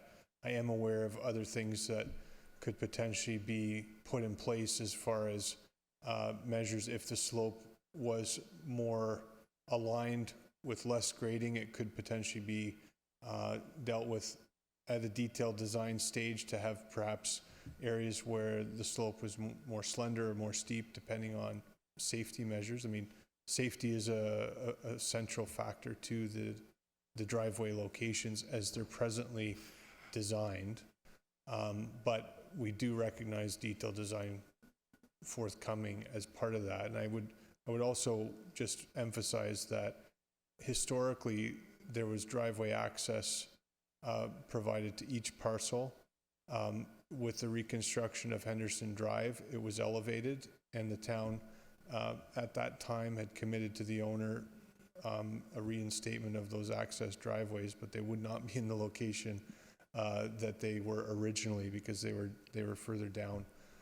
So essentially, I would submit to you that there's certainly flexibility to have the driveway designed and implemented in a way that tries to balance all the objectives, including safety, the slope of it, as well as its proximity to the west and the setbacks from it. So it is a detailed design that needs to be worked out, which is why the condition is there as well. So the driveways are private. Correct. The services that are being provided, according to the material that we received, are to be provided as part of the development, paid for by the developer, and maintained by the property owners. Yes. I'll say that I am, and I'm not surprised that servicing for these two properties from where I sit present some challenges. Ask any good engineer and he'll tell you, or she will tell you, that anything can be solved. But I look at this and I see the extent of work that would have to be done to service these two lots, and all within the, I'm assuming it's all to be located in the boulevard, outside of the paved areas, I'm going to assume. So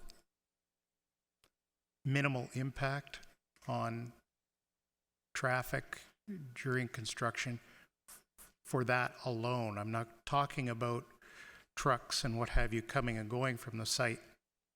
That would cause, as it does in most developments, some inconvenience to the property owners, the contractors. But all the servicing is within the boulevard areas. If I looked at those drawings correct, am I right there? That's correct. It wouldn't be underneath the municipal road. It would be within the boulevard on the north side of Henderson Drive. I think I have to come back to a comment that was made by Daniel and his concern about the retaining walls and their construction. And when I was walking the site and we were estimating where those driveways were going, and I'm talking about both of them, and the limits that we're showing here, denoting the limit of grading area, I struggle greatly because of the steep slopes. And I'm going to, I understand where the public is coming from on the issue of steep slopes. And when I was walking through the property, both of them, I tried to follow the line of what I thought were ribbons that marked the center of where the driveways are proposed, to try and understand how the retaining walls themselves, I get the finished product and their intent, but you don't just build a wall and not disturb a whole lot around it. And no. So that's an observation that I'm making, and I'm wondering if Ryan, I know engineers, like I said, they can show just about anything. Planners are notorious for that too.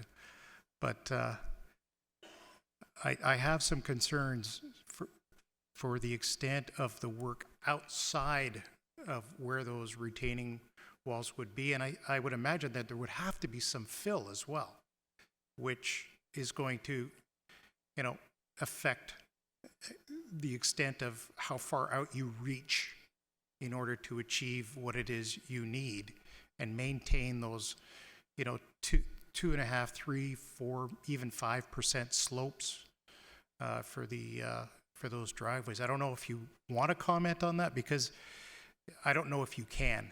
And it really raises a red flag for me, having walked that.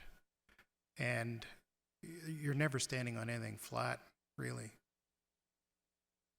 Go ahead. If you allow me to respond again, Sure. I will respond as a planner, not an engineer. What I can tell you is that the whole purpose of the exercise of defining and redefining the grading and the extent of it and the extent of the retaining walls was based on a series of discussions with the town engineering staff directly. And the cross sections, for example, distinguish quite clearly the extent of the limit of the grading as relative to the limit of the wall. And that's something that at this level, that's the detail we've provided. I'm not going to suggest that it won't be a complicated engineering exercise by any means.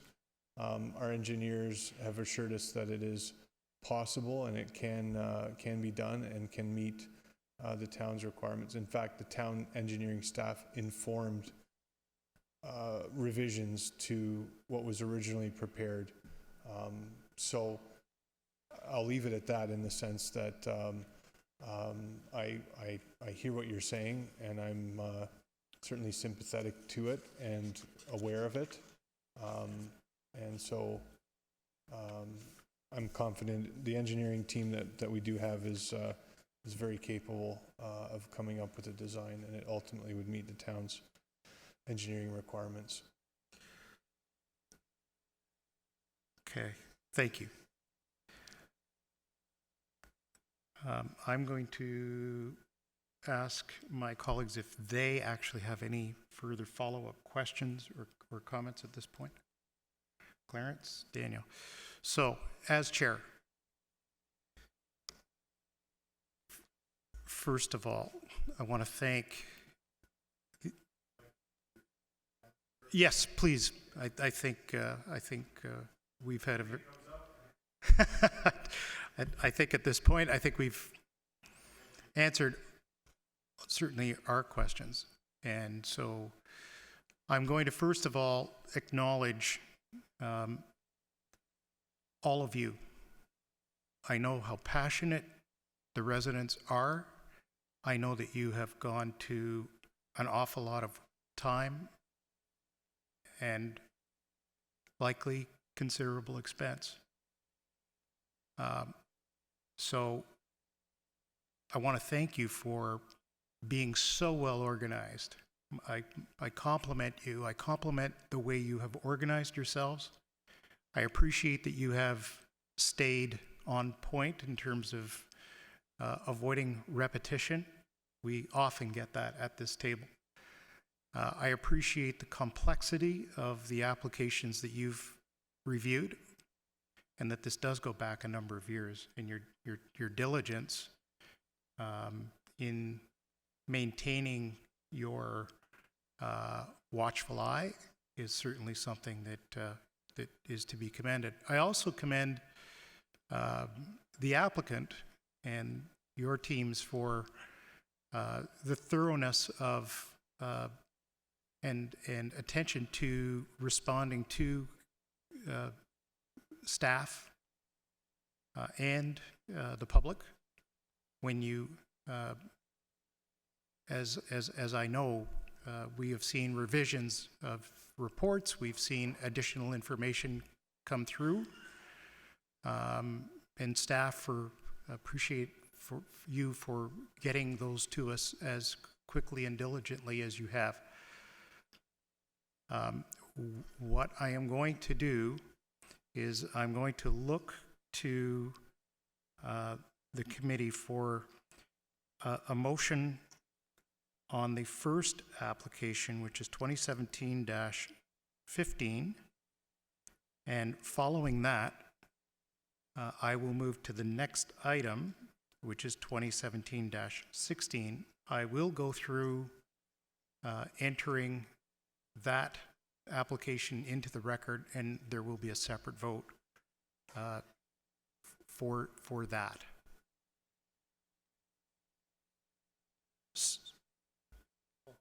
So go ahead. Excuse me. Through the chair, I move that we deny minor variance MV 2017-15 based on, I do not believe it maintains the general intent of the town's official plan. One example being the environmental designations.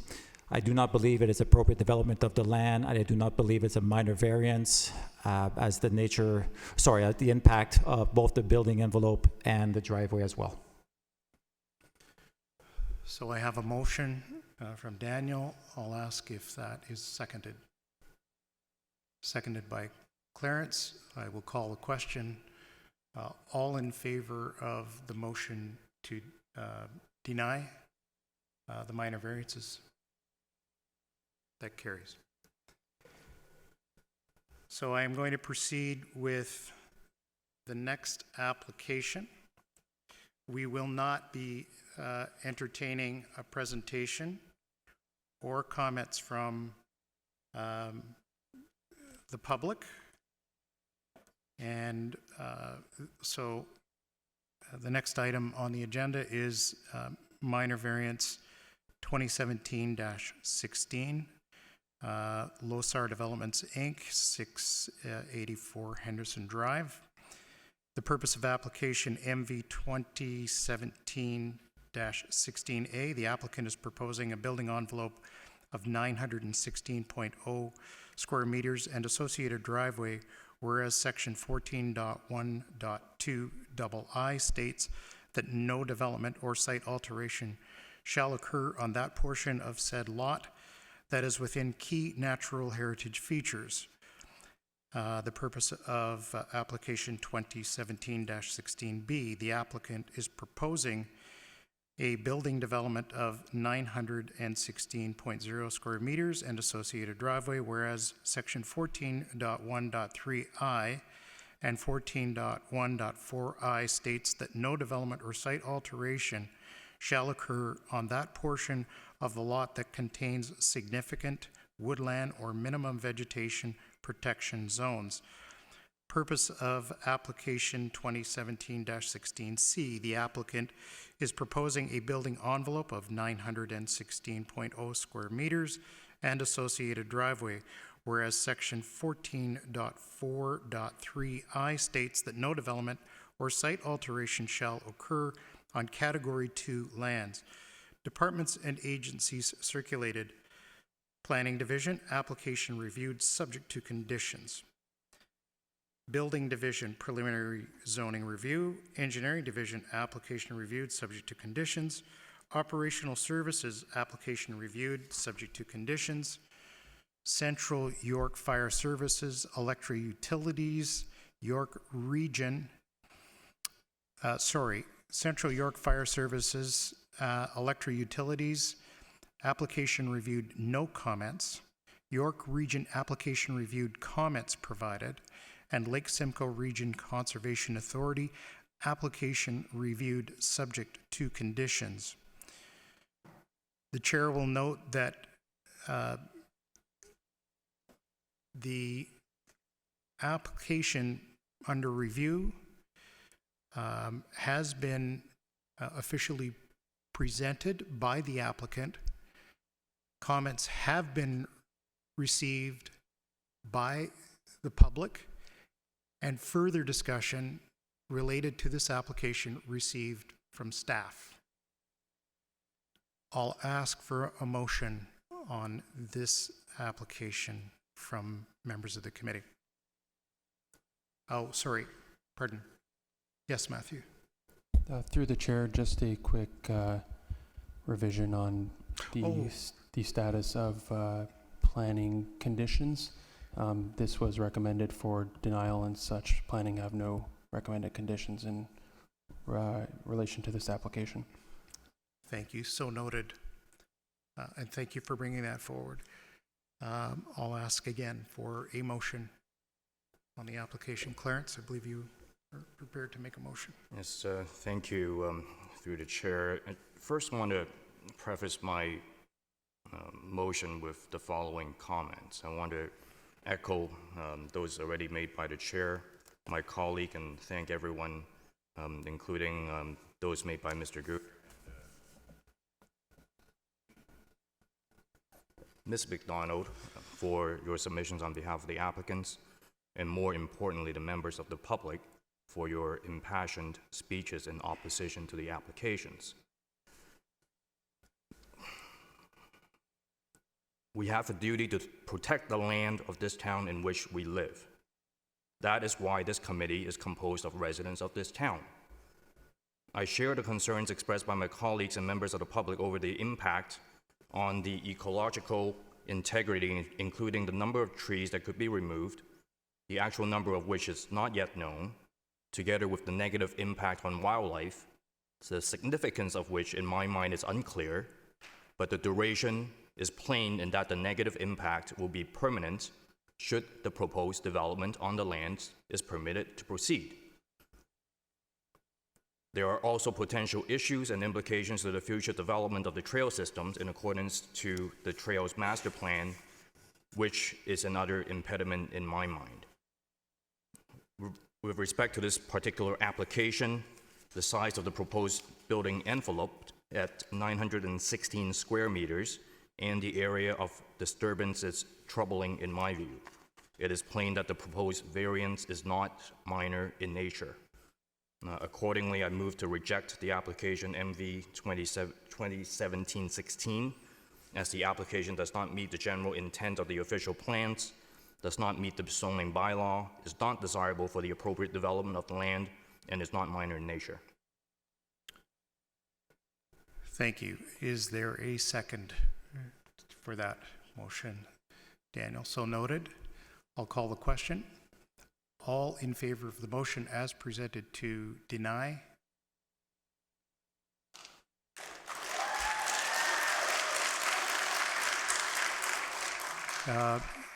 That motion carries.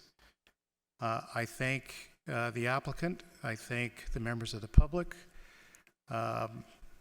And I'm going to continue with our agenda. It may be very, very brief from this point forward, I'm hoping. I'll ask if there is any new business arising from members. Any new business from staff arising? Antonio, anything new? New business? Through the chair, no new business. Thank you very much. I'll ask for a motion to adjourn. I so move that we adjourn. We are adjourned. Thank you very much. Have a good evening.